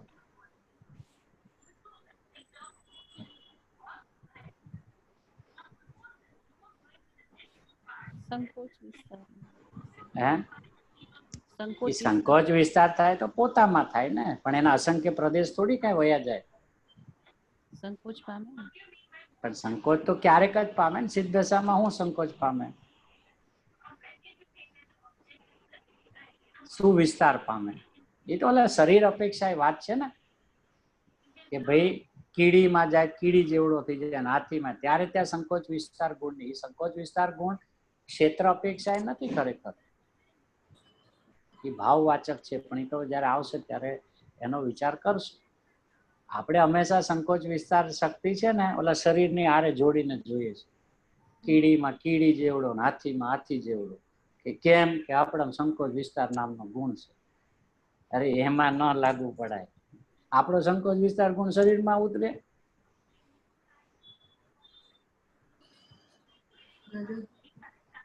વિચાર કેથી કરે? ગુણ મારો ને ઉતરે આમાં, એમ ક્ષેત્રથી જ જોયા કરે છે. ને ક્ષેત્ર કરતા બીજા દ્રવ્યમાં જોવે જ ને. ક્ષેત્ર તો પછી શરીરનો ક્ષેત્ર શરીરમાં જોવે છે. કે હાથમાં સંકોચા જાય તો કીડી જેવડો થઈ જાય, મોટો થાય તો હાથી જેવડો થઈ જાય, હે ને? ત્યાં જાય 500 ધનુષ જેવડો થઈ જાય ને. દેવગતિમાં જાશું આપણે 500 ધનુષ જેવડા થઈ જાવ ને. તો પણ શરીર જ ને. ગુણની વાત મારી કરું, જોવું કોને? શરીરને. તો મારામાં મારો સંકોચ ને મારામાં મારો વિસ્તાર શું? મારો ગુણ છે મારામાં કામ કરે કે શરીરમાં કામ કરે? અચ્છા, હવે શરીર જે છે આવડું કીડીનું થઈ ગયું, એ શેને લઈને થયું? અને હાથીનું જે શરીર થયું એ શેને લઈને થયું?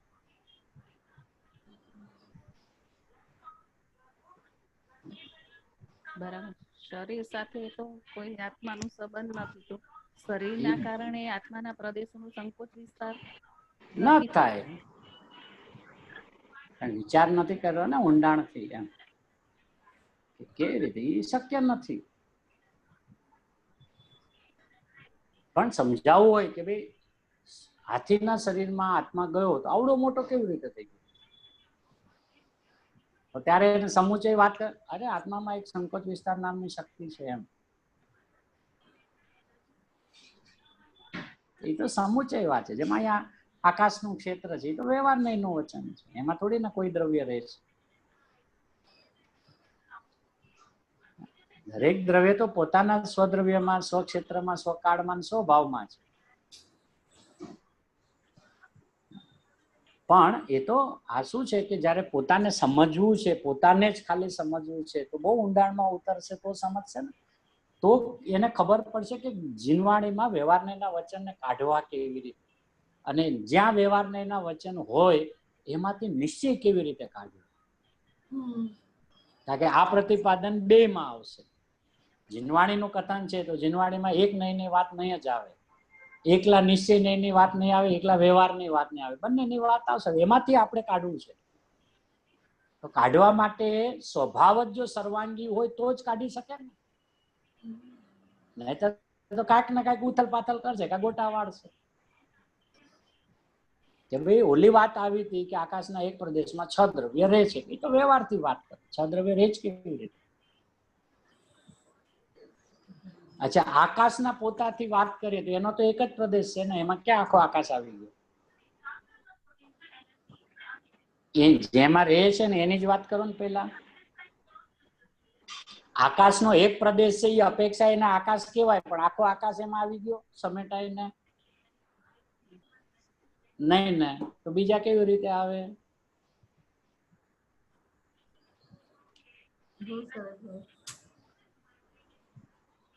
બીજા સંખ્યાત છે, કોઈ અસંખ્યાત છે. અનંત સમજો આકાશ છે, બરાબર? પછી આકાશને પૂછ, તું તારા એક પ્રદેશમાં આવી જાય કે નહીં? હું કેવી રીતે આવું? હા, મારો એક પ્રદેશ છે એટલે એના આકાશ તમે કહી શકો, પણ હું એક પ્રદેશમાં આખો ના આવી શકું.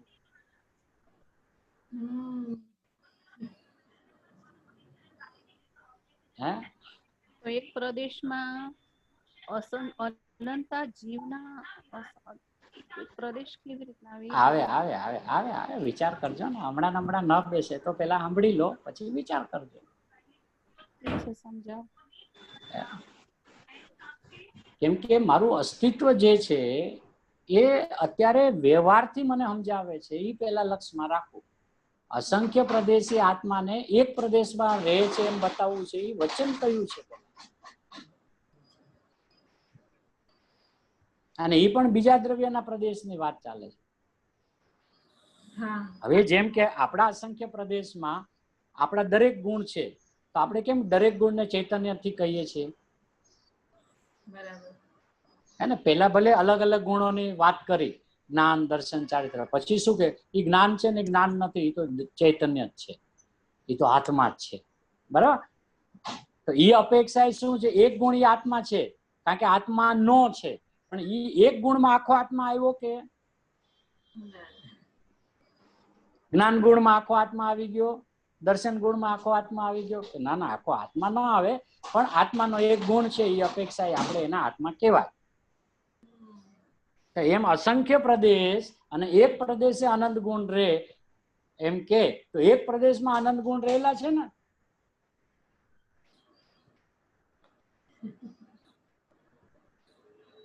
બરાબર? તો એક, અને આ તો એક જ તત્વ છે. ઓલામાં તો અત્યારે આમ અંદર બહાર ની વાત ચાલે છે, અહીંયા તો આપણું પોતાનું જ એક અસ્તિત્વ છે એમ. એટલે આપણામાં તો આપણે બધું ઉતારી શકીએ કે જે દ્રવ્યના સર્વ ભાગમાં ને સર્વ અવસ્થામાં રહે તેને ગુણ કહે. હવે સર્વ ભાગમાં જયારે વાત આવી તો એમાં ક્ષેત્ર જ લેવું પડે ને. એટલે ક્ષેત્ર લેવા માટે શું લીધું? પ્રદેશ લીધો. હજી પ્રદેશ લઈને કે છે કે એક ગુણ એક પ્રદેશમાં રહે કે ના ના, બધા ગુણો રહે.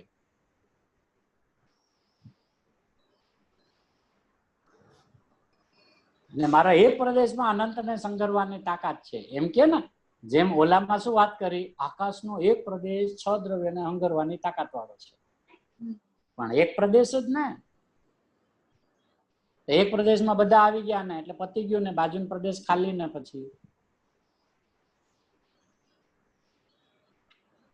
એક પ્રદેશમાં 6 દ્રવ્ય આવી ગયા એટલે બીજા પ્રદેશ તો પછી હાવ ખાલી જ ને.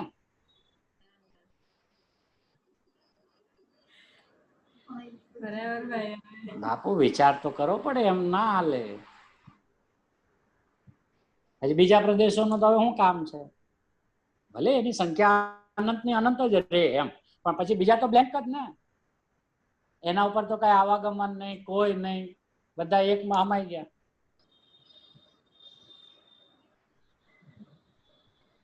હવે એમ આપણા એક જ પ્રદેશમાં આનંદ ગુણ આવી ગયા એટલે બાકીના બીજા અસંખ્ય પ્રદેશમાં એલા પ્રદેશ તો ખાલી ને.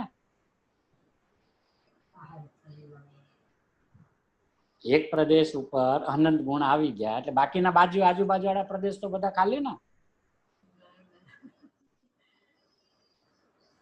ત્યાં તો પથરાયેલા છે અસંખ્ય પ્રદેશે અનંત ગુણ આમ પથરાયેલા છે એટલે એક પ્રદેશે અનંત ગુણ રહે છે એ સમજાઈ ગયું છે, પણ જરાક ઓલામાં થોડું એ આવશે આવશે, તમે હમણાં ઉતાવળ ન કરો, ન સમજાય તો ડિપોઝિટ રાખજો. પણ એ પોતાનું સમજાણું નથી, પોતાનું એને સમજાણું નથી. પથરાયેલા છે એટલે હું વાત તો આવી ને ઇન્ડિવિજ્યુઅલ જ કે એક પ્રદેશમાં આનંદ ગુણ રહે છે. પછી વિચાર કરે કે સાહેબ બાજુના પ્રદેશમાં શું, પછી બ્લેન્ક ને કે ના ના એ પથરાયેલા છે, એમ ના હાલે. જવાબ આપો હરકો. બીજા પ્રદેશે શું? બીજા પ્રદેશે જે પથરાયેલો છે એ તો પાછા નવા ગુણ લાવવા પડે ને. ઓલા તો એકમાં તો અનંત આવી ગયા.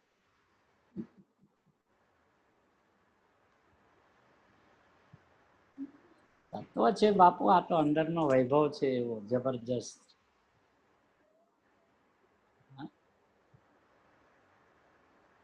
એ સમુચય વાત ક્યાં હાલે છે, ભિન્નતાની વાત ક્યાં હાલે છે, એક એકની વાત ક્યાં હાલે છે, બધું જ્ઞાનમાં કરતા આવડવું અને વિચાર પણ ચાલવો જોઈએ. સાહેબ કેવી રીતે છે?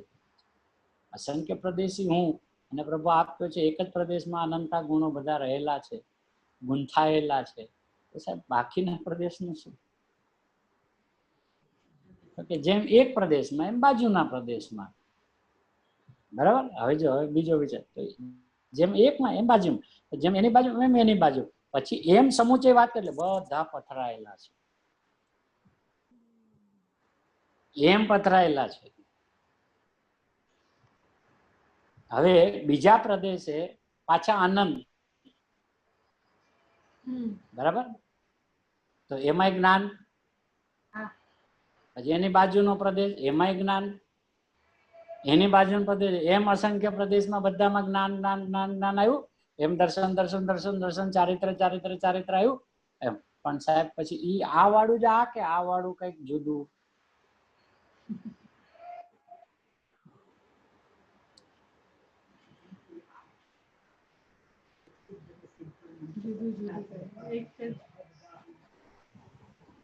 વિચાર માંગે.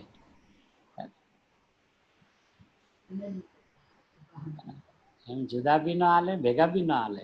કેવળ જ્ઞાન લેતા સમય લાગે છે એનો અર્થ શું છે? એવું કેવળ જ્ઞાનમાં શું થાય છે? એવું કેવળ જ્ઞાનમાં શું જણાય? અનંતપણાનું રહસ્ય કેવી રીતે ઉઘડે છે? નીચલા ભૂમિકામાં જ્ઞાન જેટલું એનું પોતાનું વર્તમાન પ્રગટ હોય એની શક્તિ અનુસાર સમજવાનો પ્રયત્ન કરતો હોય. ઓલું તો બધું જ ચોખ્ખું થાય છે ને. કા પછી શું સમજવું પડે કે જ્ઞાન ગુણ છે, જ્ઞાન ગુણ. તો આપણે જ્ઞાન ગુણ છે ને આમ આખો ઓવલ શેપમાં આમ આવડો અહીંયાથી લઈ પગની પાની સુધી આમ આખો રાઉન્ડ મારતો હોય. કોણ? જ્ઞાન ગુણ.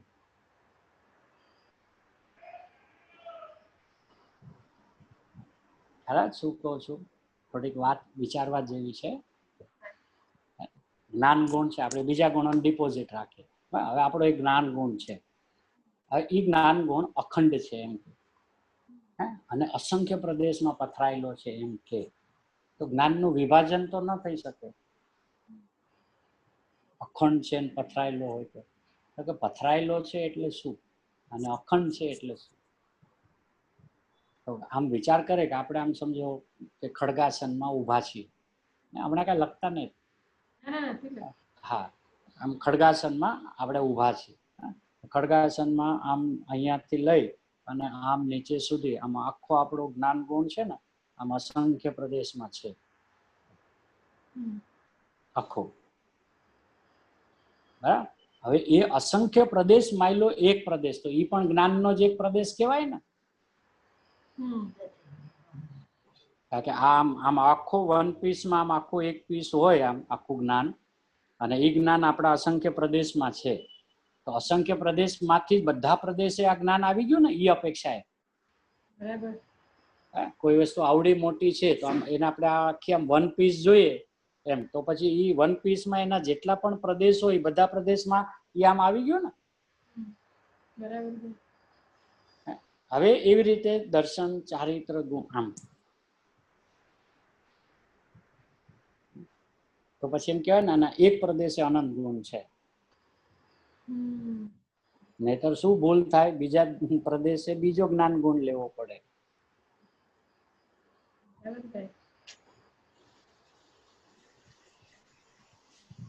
અંદરનું તત્વ જે છે એ જેમ છે એમ આપણને ખ્યાલમાં તો આવવું જોઈએ, અનુભવ તો પછી, પણ અનુભવ પેલા એને લક્ષમાં તો આવવું જોઈએ ને, મારી હયાતી કેવી રીતે છે.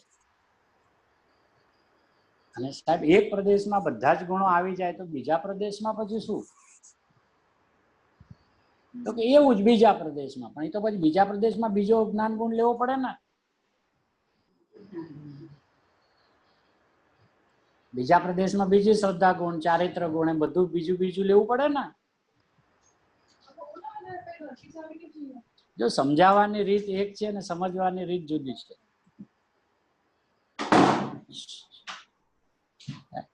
સમજવાની રીત જુદી છે, સમજાવવાની રીત જુદી છે. એ જે અનુભવનો વિષય હોય એને સમજાવવું બહુ અઘરો છે, એને અનુભવવો બહુ સહેલો છે. પણ એને અંદર કેવી રીતે કોઈ વિચાર કરે છે કે ભાઈ આ વાત તો મેં કેટલી વાર સાંભળી કે આત્માના એક પ્રદેશે અનંત ગુણ રહે છે, તો સાહેબ બીજા પ્રદેશે અનંત ગુણ ને, હા એવી રીતે તો બીજું ચોથું. પણ સાહેબ પેલામાં અનંત તો આવી ગયું ને, એમાં જ્ઞાન તો આવી ગયું. હવે બીજા પ્રદેશે પાછું જ્ઞાન તો લેવું જ પડે ને, પાછું ત્રીજા પ્રદેશે જ્ઞાન લેવું પડે.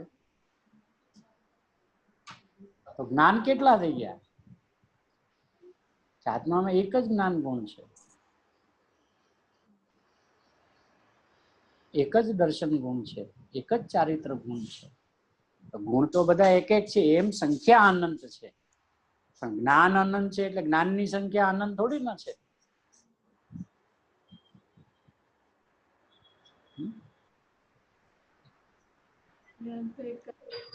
જ્ઞાન તો એક જ છે ને. કોણ આવે?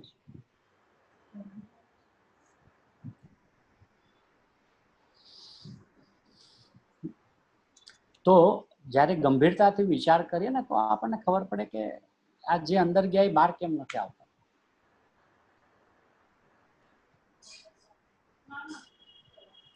હવે જે જ્ઞાન ને અંદરમાં અત્યારે સમજાય જતું હોય, કેવળ જ્ઞાન શું કરતું હોય છે?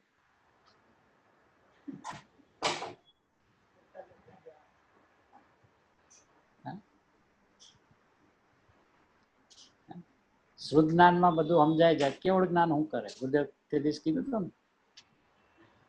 ને. હવે જો એક વિષય એવો છે કે શુદ્ધ જ્ઞાનમાં કેવળ જ્ઞાનના દર્શન થવા એ એક વાત, અને સાક્ષાત કેવળ જ્ઞાન થવું એ બીજી વાત.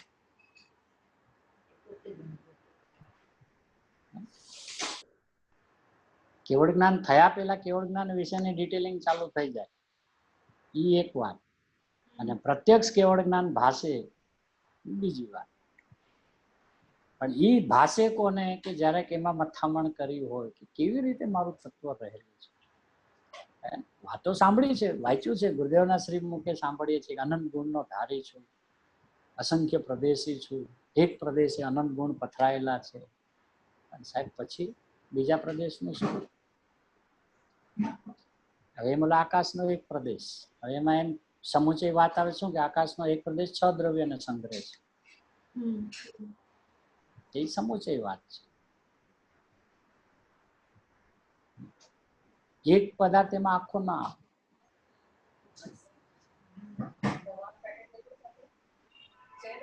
હવે એક પ્રદેશ જીવનો, એ જ પ્રદેશ આકાશનો એક પ્રદેશ છે. બીજા પ્રદેશે પણ જીવ, ત્રીજા પ્રદેશે પણ જીવ, એક જીવની વાત કરું છું. તો હવે એ બધા પ્રદેશ કોના છે? બહિરંગથી વાત કરે તો આકાશના પ્રદેશ છે, પણ આકાશના એક પ્રદેશમાં આખો જીવ ના આવે.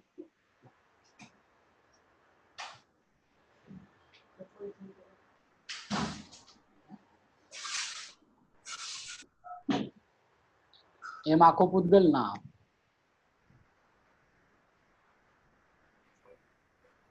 પરમાણુ ના આવે? એક પ્રદેશમાં પરમાણુ ના ગણાય? હોય ને, એ પરમાણુનો એક પ્રદેશ. એવું? ઓકે. પૂતગલ એક પ્રદેશી છે, એ વાત સાચી છે. હવે એ એક પ્રદેશી પરમાણુ પૂતગલનું એક પ્રદેશમાં આવી જાય એટલે બીજા પ્રદેશે તો કાંઈ નહીં ને. પછી આપણે એમ કહીએ નહીં બીજા પ્રદેશે બીજો પૂતગલ. તો પૂતગલ તો અનંત છે ને, તો આ બાજુ પ્રદેશ અનંત, આની પાસે અનંત છે, તો થઈ ગયા ને સેટિંગ. વિચાર કરે તો કહી શકે ને પરમાણુ એક, ચલો આત્મા તો અસંખ્ય પ્રદેશ, પરમાણુ એ તો રે કે નહીં, એ ન, પણ એ રે ને તો આને આમ બેસાડવું પડે. એક પરમાણુ એક પ્રદેશ, બીજા પરમાણુ બીજો પ્રદેશ.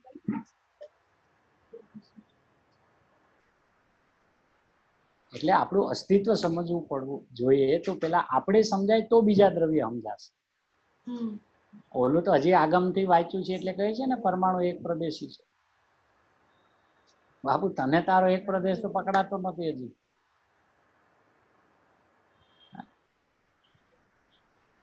અને આ તો ગુરુદેવે ઘણા બધા પ્રવચનોમાં લીધું છે, છૂટક છૂટક લીધું છે.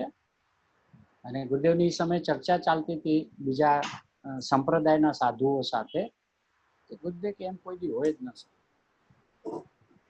એક પ્રદેશમાં આખો આત્મા આવે જ નહીં.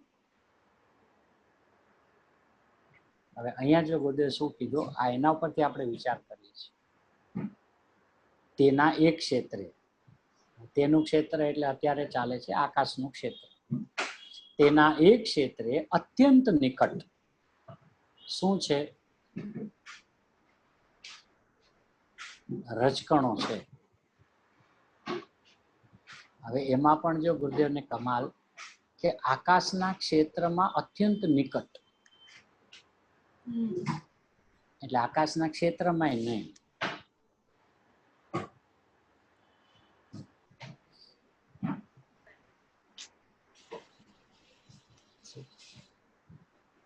ઉપર એમ કીધું એક ક્ષેત્રમાં છે, પછી કે એ ક્ષેત્ર કોનું, એટલે પેલા સમજે આકાશનું ક્ષેત્ર છે, બરાબર, આકાશનું. પછી હવે તેના એક ક્ષેત્રે અત્યંત નિકટ, તેના એટલે આકાશના ક્ષેત્રે નિકટ, એટલે આકાશના ક્ષેત્રમાં નહીં. જ્યાં આકાશના ક્ષેત્ર છે એની નિકટ જ ઓલા અનંત રજકણોનું પોતાનું ક્ષેત્ર છે, અનંત જીવોનું પોતાનું ક્ષેત્ર છે. એ બધા નિકટ છે કોના? આકાશના ક્ષેત્રના નિકટ, આકાશના ક્ષેત્રમાં નહીં. શબ્દ છે સ્પષ્ટ, તેના એક ક્ષેત્રે અત્યંત નિકટ. તેના ક્ષેત્રમાં નથી લીધું, ક્ષેત્રે, તેના એક ક્ષેત્રે. તેના એટલે આકાશના એક ક્ષેત્રે શું? અત્યંત નિકટ. શું? કે રજકણો છે. કેટલા? કે અનંતા. શેમાં? કે એક પ્રદેશમાં. બરાબર. અને એ પ્રદેશમાં હવે જો જ્યાં અનંતા એક પ્રદેશમાં છે ને રજકણો, અને એ પ્રદેશમાં જ અનંતા જીવના અનંતા આત્મ પ્રદેશ પણ છે. એ સાહેબ જીવના તો અસંખ્ય પ્રદેશ છે ને.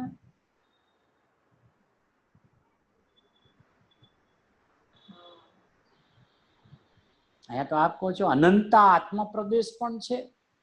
અનંતા, એ કે અનંતા જીવની વાત કરું છું.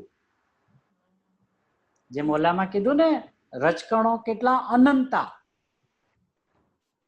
એમ અહીંયા જીવ અનંતા, એનો એક પ્રદેશ અને ઓલાનો એક પ્રદેશ.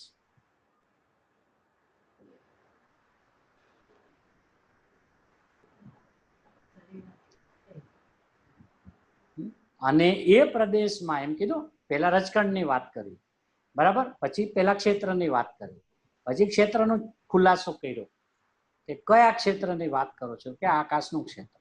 પછી કે આકાશના ક્ષેત્રમાં રહે છે કે નહીં, અત્યંત નિકટ. કે એમ કેમ કહો છો? આકાશના પ્રદેશમાં કયો? કે આકાશના પ્રદેશમાં ન રહે તો આકાશના પ્રદેશમાં જો ઓલા બીજા દ્રવ્યો રહે તો આકાશને એ દ્રવ્યો અડી જાય. અને જો એકબીજા અડી જાય તો બે માંથી એકનો અભાવ થાય. આ તો આપણે કાઢવું પડે કે નહીં? ઓલી વાત પતી ગઈ એટલે હવે એ વાત ફેસલો થઈ ગયો એમ નહીં ને. પોતાના ગુણ પર્યાયોના ચક્રને ચુંબે છે એ વાત હવે પૂરી થઈ ગઈ એટલે પૂરી ન થાય ને, એ તો અહીંયા રહે જ. સાહેબ આકાશ જો બીજા દ્રવ્યોને જગ્યા આપે તો સાહેબ એને સ્પર્શી જાય, તો આકાશ જ નહીં રહે. હવે એ કઈ પછી બધું ને દરેક વખતે આપણને ખોલી ખોલીને ના કહેવાય, એ પછી આપણી જવાબદારી છે કે ઉપલી વાતને ગાંઠ મારીને નીચલી વાતની આરે એનું અનુસંધાન કરવાનું. કારણ કે ઉપર એમ કીધું ને, સર્વ પદાર્થો પરસ્પર એકબીજાને અડતા નથી. તો અડતા નથી તો અહીંયા તો એક ક્ષેત્રમાં રહે છે એમ કહો છો. ભલે ને એક ક્ષેત્રમાં રહે છે પણ અડતા નથી. તો પછી આકાશ કોઈને જગ્યા નથી આપતું ને કે ના, તો અહીં લખ્યું છે આકાશના ક્ષેત્રમાં કે વ્યવહાર નહીં નું વચન છે કે એટલે એમ નથી. કે તો શું છે કે દરેક દ્રવ્ય પોતાના સ્વક્ષેત્રમાં રહે છે.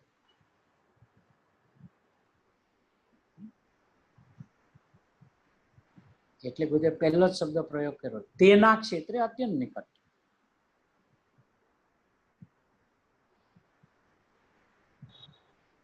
હવે એ એક જે નિકટમાં રહેલા છે રજકણો કેટલા છે કે અનંતા. હવે અનંતાનું પેલા માપ આપે છે કે અનંતા કેવી રીતે કે રહે છે એક પ્રદેશમાં, બરાબર. હવે અનંતા એક પ્રદેશમાં રહે એટલે શું ખબર? અનંતાનો એક પ્રદેશ.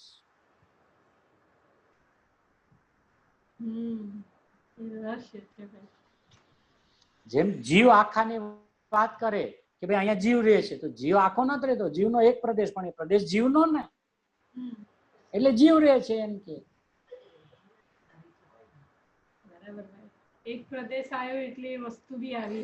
એ પદાર્થ જેનો એ પ્રદેશ છે એ પદાર્થ પણ એ પછી પદાર્થથી જ ઓળખાવો પડે ને કે ભાઈ આ જીવ પદાર્થનો એક પ્રદેશ, આ પૂતગલનો એક પ્રદેશ, આ આકાશનો, આ ધર્મનો એમ આવે ને. હવે એ પ્રદેશો જેના જે દ્રવ્યના છે તો આવે એમ જ કે ને કે એ દ્રવ્ય અહીંયા રહે છે, ઈ રહે છે આખો.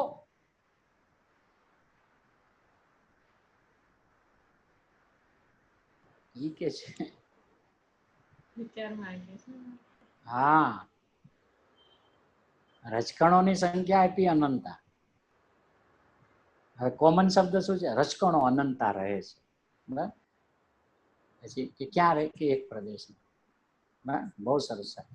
એક પ્રદેશમાં અનંતા રજકણો રહે છે એટલે બીજા પ્રદેશ ખાલી, કારણ કે બધા તો અનંતા તો આવી ગયા.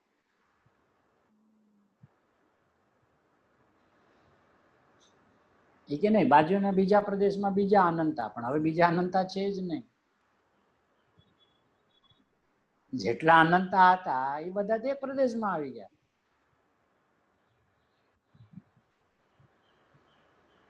એમ નહીં,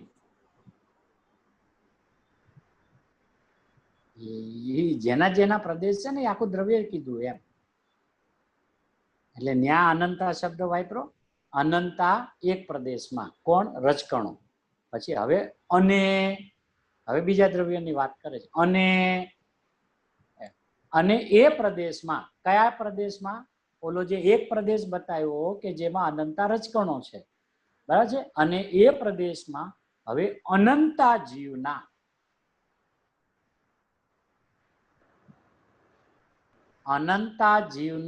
અનંતા આત્મા પ્રદેશ પણ છે. આટલું તો ચોખ્ખું કરીને તો કે છે અનંતા જીવના અનંતા આત્મા પ્રદેશ. કે સાહેબ પણ એક જીવના તો અસંખ્ય પ્રદેશ હોય, અનંતા જીવના અનંતા આત્મા પ્રદેશ ક્યાંથી થઈ ગયા? એ કે સંખ્યા અનંતની કહું છું, પ્રદેશ તો અસંખ્ય જ છે. એ અસંખ્ય માલ્યો એક પ્રદેશ જીવનો ને ક્યાં જીવ રહે છે.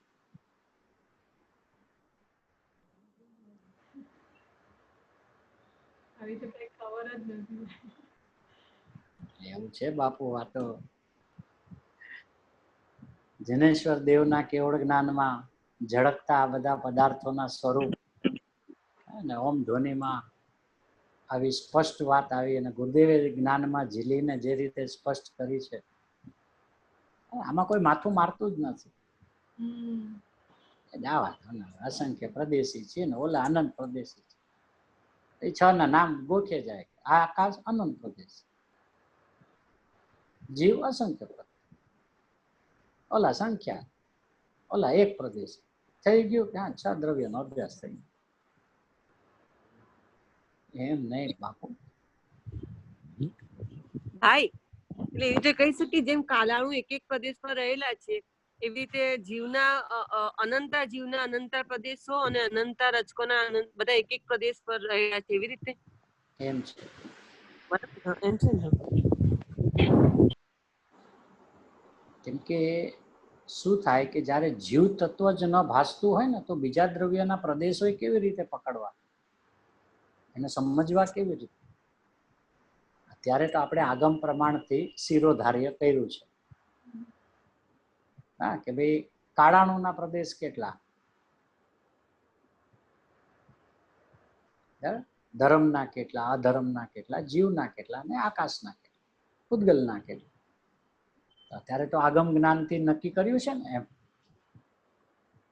હવે અમુક વાત એવી હોય કે જે પોતાના જ્ઞાનમાં ન પકડાતી હોય અત્યારે, તો એ આગમ પ્રમાણ માનીને શિરોધાર્ય કરવું, બરાબર. પણ બીજા દ્રવ્ય વિશે આજ્ઞા માનવી, પોતા વિશે તો પરીક્ષા કરવી. બરાબર બરાબર. બીજામાં આપણે માથું ન મારીએ, કદાચ એના અનંતા પ્રદેશ હમણાં ન પકડાય, કેવી રીતે રહેતા હશે ન, તો કાંઈ ડિપોઝિટ રાખ, કાંઈ વાંધો. હમણાં તારું કેવળ જ્ઞાન થશે, તને ખબર પડી જશે. પણ તારા પ્રદેશમાં ખાલી આજ્ઞા પ્રધાની ન થતો, આજ્ઞા પ્રધાની થઈ પરીક્ષા પ્રધાની થતી, તો તને હારે હારે બીજા પ્રદેશોનું જેટલું તારા જ્ઞાનનો વર્તમાન ઉઘાડ હશે એમાં તને પકડાશે.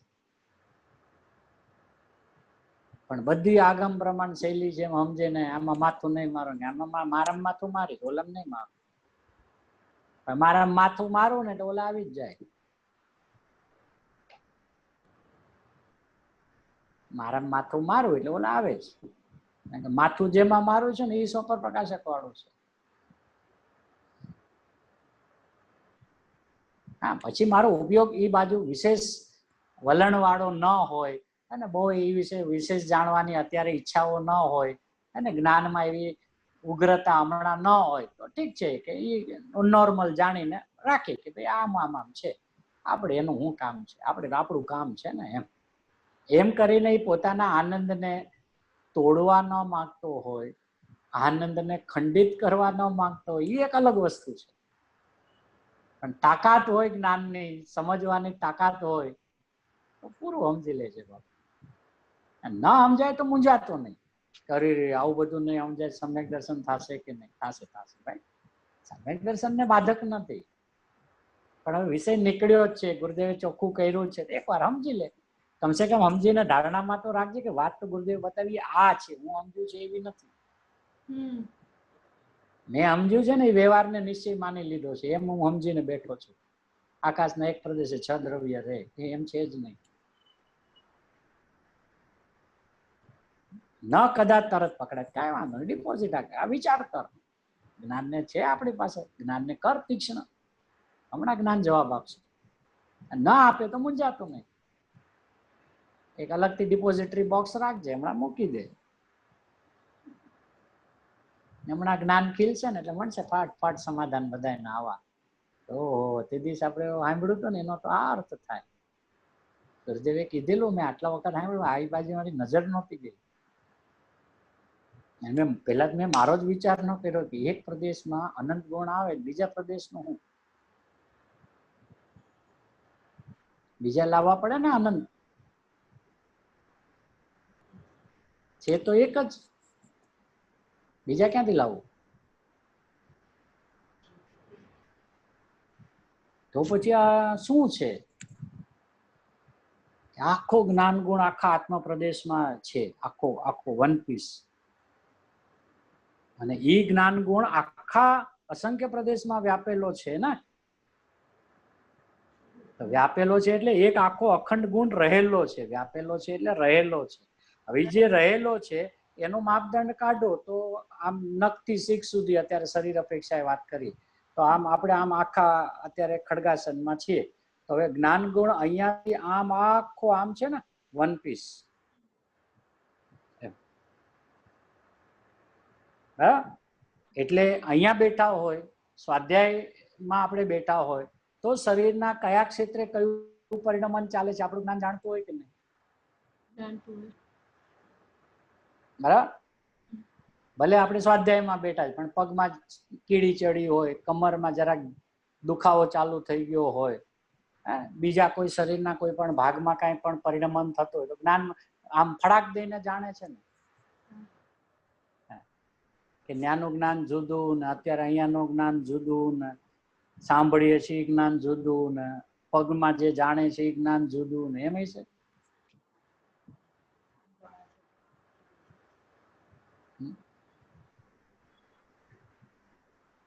પણ ગુરુદેવ કે ને વિચાર કેદી કર્યો છે? અખંડ છે. અખંડ. અખંડ નો અર્થ શું થાય?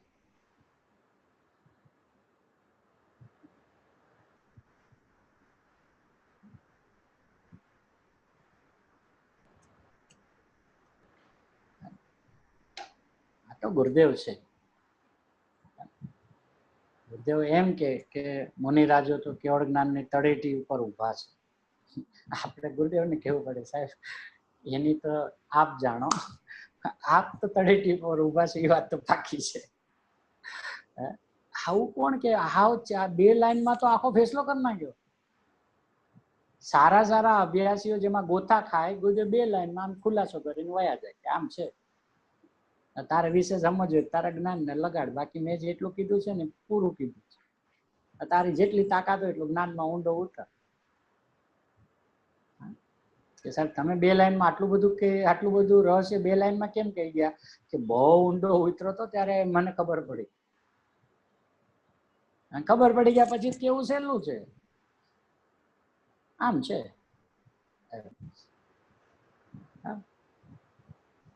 આપણને તેમ લાગે ગુરુદેવ તો કેવળ જ્ઞાનની તળેટી ઉપર ઉભા છે. ગુરુદેવ ભલે આચાર્ય ભગવાનને કે એના હક છે, આપણા માટે ગુરુદેવ સર્વસ્વ છે. બાપુ આવી વાત બાપુ આમ છે કેમ અમને કહો છો કે તમારે કેવળ જ્ઞાનનો ટાઈમ થઈ ગયો ને બાપુ. હવે માનો બે વ્યક્તિ છે, એક તળેટીમાં ઉભો છે ને એક ગામમાં એન્ટ્રી થયો છે, બસ આટલો જ ફરક છે. આપણે પાલીતાણા જવું હોય ને તો કોઈ જસ્ટ પાલીતાણામાં એન્ટ્રી થઈ છે ને કોઈ ચડવાની તળેટી ઉપર ઉભા છે, બે કહેવાય તો પાલીતાણામાં જ ને. એવી સ્થિતિ છે. એટલે ઓલા તળેટી વાળા વાળાને કે આવતો રહેજે આમ ચડવાનું.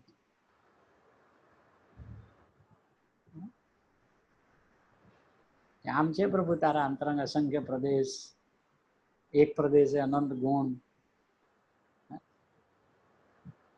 પણ આ રીતે બંધારણનું ચોસલું છે અંદર.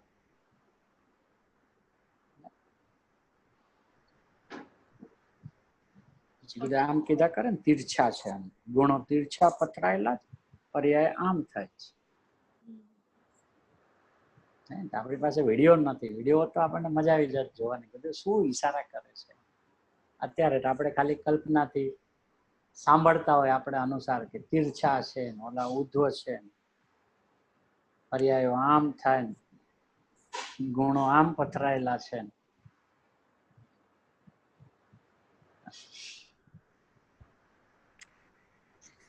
ભાઈ અખંડ તો કીધું તો પગમાં જળજાંટ થાય એ ખબર પડે, આ સાંભળે એ ખબર પડે, તો એક જે જ્ઞાન છે અખંડ, તો બધું જ્ઞાન ત્યારે જળજાંટી આવે, પછી બધું જ્ઞાન અહીંયા સાંભળવામાં એવી રીતે હોય કે આમ? ના ના, બધું અલગ અલગ, આખી જ્ઞાન પર્યાયમાં બધું જ જળ કે છે ને, જ્ઞાતિ સમેટીને એકમાં ના આવી જાય. ના એટલે કોકર આમ સંભળાય, કોકર જણજણાટી થાય એટલે આમ કોકર ત્યાં લખશે એટલે એવી રીતે કેવી રીતે હોય ખ્યાલ એટલે નથી. એ તો નહીં, પીસ તો અખંડ જ છે. હવે એનું જ્ઞાન કેટલું પકડી શકે છે, અચ્છા. કેમ કે એના જ્ઞાનમાં એને કેટલો ખ્યાલ આવે છે એના ઉપર. એમ કે મારો ઉપયોગ જણજણાટી થઈ ત્યાં ગયો ત્યારે સાંભળવામાં ચૂકી ગયો, અચ્છા. પણ ત્યારે એને સંભળાતું તો હોય જ. ચૂકી ગયો એમ બોલ્યો એનો અર્થ શું છે?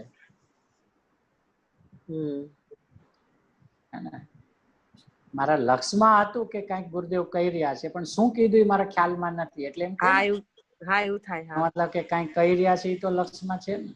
હા એટલે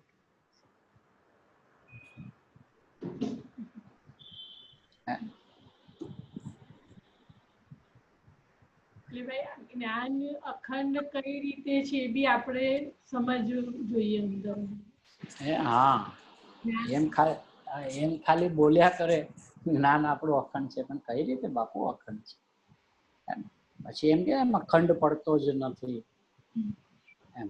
પછી કે ઉપયોગના ભેદ પડે ત્યારે છદ્મસ નું જ્ઞાન ક્રમે કામ કરે ને કેવડીનું યુગપત કરે ને, એ બધી જયારે વિવિધ છે એ પણ એની જગ્યાએ બરાબર. પણ પેલા એ તો પછીની વાત છે. હવે પછીની એટલે શું કામ કે એ બધું તો જે પછી વાળું હતું ને એ બધું પેલા સમજીને બેસી ગયા, અને જે પેલા સમજવાનું હતું ને એ સમજ્યા જ નહીં. એટલે વાતે પછી વાળું છે ને પેલા જ આવ્યા કરે છે. પણ અત્યારે આ અખંડ જ્ઞાન એ તો કેવડી ના હોય ને, પણ તું જ કેવડી છે ને બીજો કયો કેવડી છે? કેવડી એટલે શું? હું જ કેવડી છું.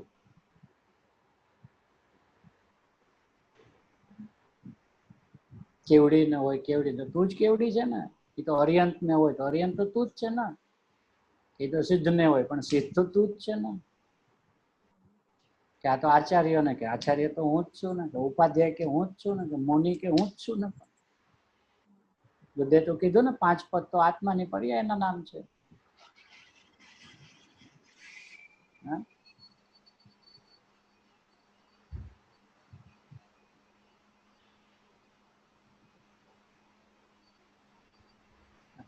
એને ભાઈ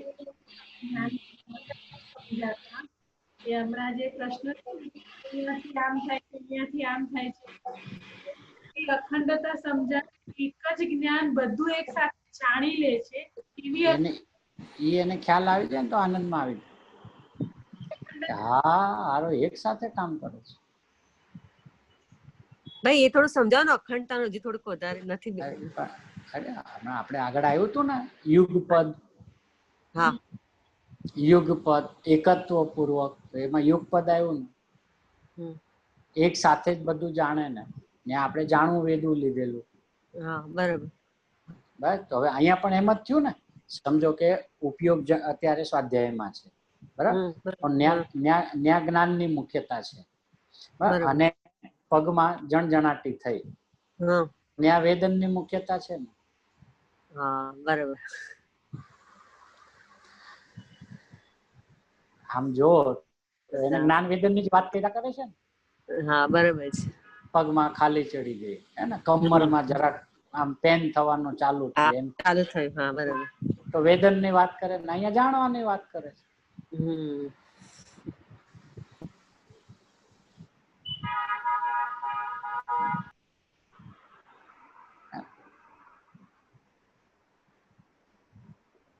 આપણે કે આ લાઈન પેલા પૂરી કરી લઈએ. એક આકાશના પ્રદેશમાં અનંતા જીવના, એક આકાશના પ્રદેશમાં અનંતા જીવના અસંખ્યાતા એક જીવના એવા અનંતા જીવના અનંત પ્રદેશ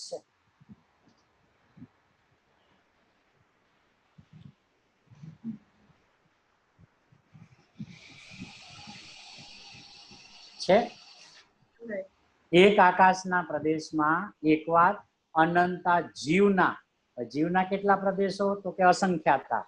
હવે કોના? એક જીવના. એવા અનંત જીવના અનંત પ્રદેશ છે. એક જીવનો એક પ્રદેશ સિદ્ધ થઈ ગયો.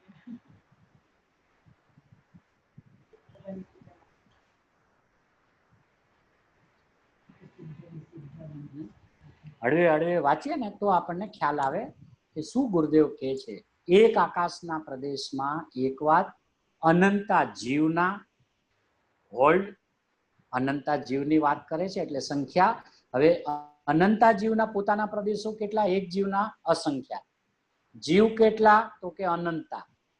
બરાબર, એટલે ક્યાં સંખ્યા અને ક્યાં પ્રદેશ, બેયનું મેચિંગ ફટાફટ આવડવું જોઈએ. બરાબર, કે પહેલી વાત કરી અનંતા તો કે સંખ્યા, અનંતા જીવના. હવે એક જીવના શું કે અસંખ્યાત પ્રદેશો છે કે ના? એક જીવના. હવે એવા એટલે કે અસંખ્યાત પ્રદેશ વાળા જે જીવ એવા અનંતા જીવના અનંત પ્રદેશ છે અને તેમાં અનંત પરમાણુઓ છે. એ એક જગ્યાએ રહેવા છતાં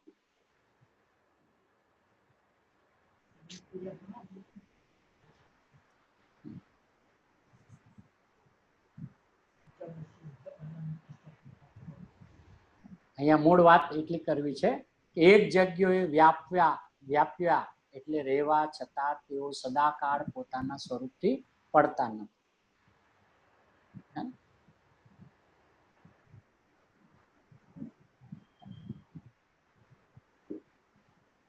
બેસાડવું પડે, થોડુંક કસરત કરે જ્ઞાનની તો બેસી જાય. પણ આમાં કઈ કાઢવું પડે એવું નથી. ગુરુદેવ બધું કાઢીને આપ્યું છે, ચોખ્ખે ચોખ્ખું છે. અનંત જીવ, એક જીવના અસંખ્યાત પ્રદેશ, એવા અનંતા જીવો, એના અનંત પ્રદેશ, એ બધા એક પ્રદેશમાં રહે છે.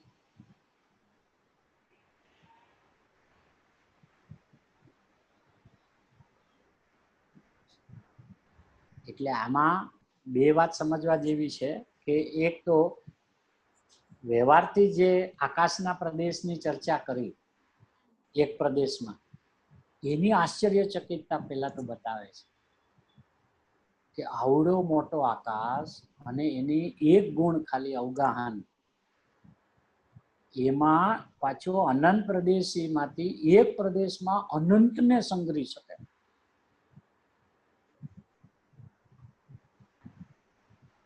સાહેબ પૂતગલમાં ગુરુદેવ કે આવો ધર્મ છે, તું તો એને જાણનારો, તારી શું વાત કરવી. વાત તો અહીંયા લઈ આવી છે ને કે ઓલામાં જો સાહેબ તો અનંત, એનો એક પ્રદેશ એમાં અનંતને રાખે. પછી આપણને કીધું તારામાં અસંખ્ય પ્રદેશ, એનો એક પ્રદેશ અનંતને રાખે. તો કોઈક બીજા દ્રવ્યના એક પ્રદેશની મહિમા આવે ને, એટલે મહિમા એટલે ખ્યાલ આવે તો એનો એક પ્રદેશ આખો ઉજાગર થાય. સાહેબ ઓલો તો જળ, તો ચેતન. સાહેબ હું મારા જ વૈભવથી અજાણ રહી ગયો. હું અનંતને જાણનારો, મારામાં અનંતું, મારા પ્રદેશો અસંખ્યાત જ, પણ મારા એક પ્રદેશમાં એવી તાકાત અનંતને રાખવું. તો કે આકાશ ગુણમાં અવગાહન શક્તિ છે કે ના? મારી પાસે છે. આવો એક મારો અવગાહન ગુણ છે ને, એનાથી મને ખબર પડે કે આકાશમાં આવો અવગાહન ગુણ છે.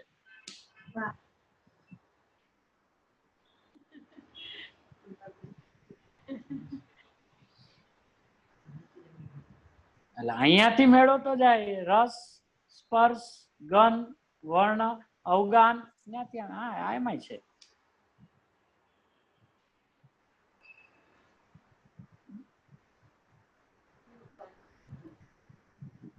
ઈ બતાવવું છે. એટલે માથું આટલું બધું હલાવ્યું એનું કારણ બીજા દ્રવ્યોને સિદ્ધ નથી કરવા, એની તો સિદ્ધિ છે. કેમ કે અહીંયા આવેલા જીવમાં, આ માર્ગમાં આવેલા બધા 6 દ્રવ્યને સ્વીકારે છે.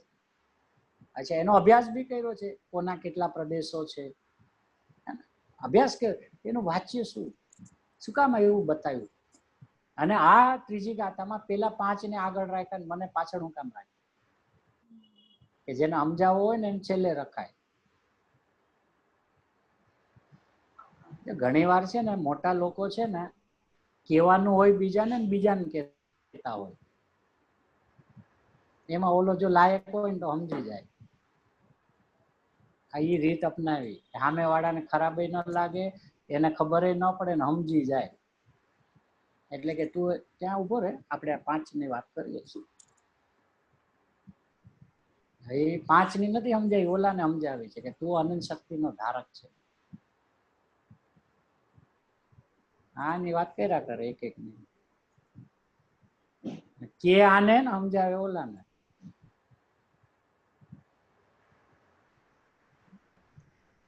આપણને વિચાર તો આવે ને સાહેબ, પેલો મને રખાય ને છઠ્ઠો કેમ રાખ્યો? બધા જાણનારો તો હું છું, કે તને ખબર છે? સાંભળી લેવા, પેલા 5 ને કહું. 5 નો અહીંયા શું કામ છે? કે એનું કઈ કામ નથી, તારું જ કામ છે. હવે અમને શું છે, તને ડાયરેક્ટ કહેતા નથી મજા આવતી, તને ખરાબ લાગે ને, ખોટું લાગે, એટલે આને કહું છું. કે મને કા કરતા, હું તને ક્યાં કહું, હું તો આને કહું છું. મને ખબર પડે છે, તમે એને નથી કહેતા મને, તો ભાઈ એ તો અમારે સમજવું છે કે તને ખબર પડી ગઈ ને, તને કહું છું. એ જ અમારું કામ હતું. સીધું કહેતું, કદાચ તને ખોટું લાગે તું વયો જાત, એ અમને પોસાય નહીં. અને અહીંયા બેઠો બેઠો મૂંડ રે કે એ પોહાય નહીં. આ વાપર્યું છે આચાર્ય ભગવાન તો આપણી ઉપર કરુણા આ કરી. વિચાર તો માંગે ને, 5 દ્રવ્યની વાત પેલા ને પછી મને મૂક્યો કે ભાઈ જો જીવને વાળવું હોય ને તો જ્ઞાનીઓ અનેક પ્રકારે વાળતા હોય. ક્યારેક સીધું કે, ક્યારેક ઇનડાયરેક્ટલી કે, જે પણ પ્રકારે કે ઓલો જીવ જાગવો જોઈએ. બસ એને ક્લિક થઈ જવું જોઈએ કે આ બીજાના નામે મને કે છે. અને જો એના અંદરમાં બેસી ગયું તો એનું તો અવિનાશી કલ્યાણ થઈ ગયું. ધાડ દે ને એ તો પરિણમી જશે. પણ જરાક ખોટું લાગી ગયું, અરે બીજાના નામે મને કે છે, આપણને કઈ ખબર નથી પડતી, આપણે બધું સમજીએ છીએ, તો પતી ગયું એનું કામ. જય જિનેન્દ્ર.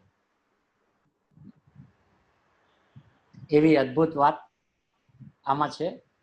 આ તો ક્ષેત્રની, પ્રદેશની કેવી રીતે રહેલી છે, અગાધતા જે છે, ગુરુદેવ જે કે છે, અમાપતા જે છે, અને જેનો જે સ્વભાવ હોય એને મર્યાદા સી, યા મર્યાદા નથી જેની, એવું આ એક આકાશનો એક પ્રદેશ અને એમાં અવગાન ગુણ અને અનંતને સંગરવાની તાકાત. તો બાપુ તું તો એ બધાને એક સમયમાં જાણી લે, તારી તાકાતની શું વાત કરવી. અને છતાં બધા પરસ્પર પોતપોતાના સ્વરૂપથી પડતા નથી. હવે એ વાત આગળ આપણને સમજાવશે. એ વાત ગુરુદેવ જેમ સમજાવશે તેમ સમજશું. એ જ મંગલમય ભાવ.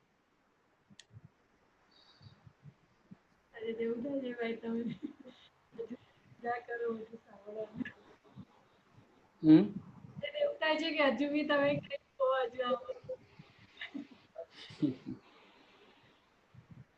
જો ને કેટલી અદ્ભુત વાત છે ને, એકદમ આમ ઉછળી જાય એવી વાતો છે. કેટલી સરસ ગુરુદેવ આમ બબે લાઈનમાં પણ આખું મર્મ ખોલી ખોલીને વયા જાય છે. ભાઈ આકાશ દ્રવ્ય અવગાન આપે છે, એ પણ વ્યવહાર નહીં નુકતો. અત્યાર સુધી એમ જ કે આકાશ દ્રવ્ય કે એના દ્રવ્ય ગુણ પર એને ચૂંબે તો બીજાને કેવી રીતે અવગાન આપે? આપે જ નહીં. આવું વ્યવહાર નહીં નું કથન ખ્યાલ ના આવ્યા.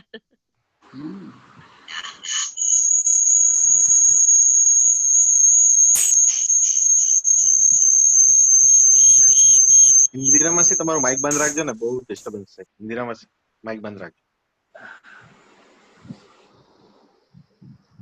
બોલો. લોકના અગ્રભાગે બિરાજમાન ઋષભદેવ આદિ મહાવીર પર્યંત અનંત સિદ્ધ ભગવંતોનો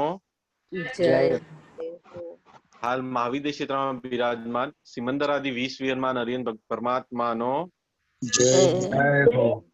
શ્રી સમયસાર પ્રવચનસાર આદિ જીનવાણી માતનો આ જીનવાણીના રચયિતા કલિકાલ સર્વજ્ઞ શ્રી કુંકુંદાચાર્ય આદિ અનંત આચાર્ય ભગવંતોનો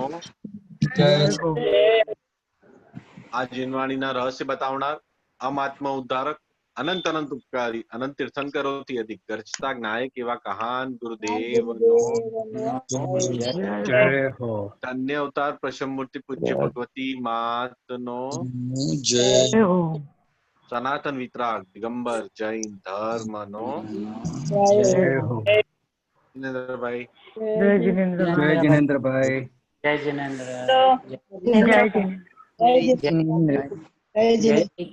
જય જિનેન્દ્ર બધાને જય જય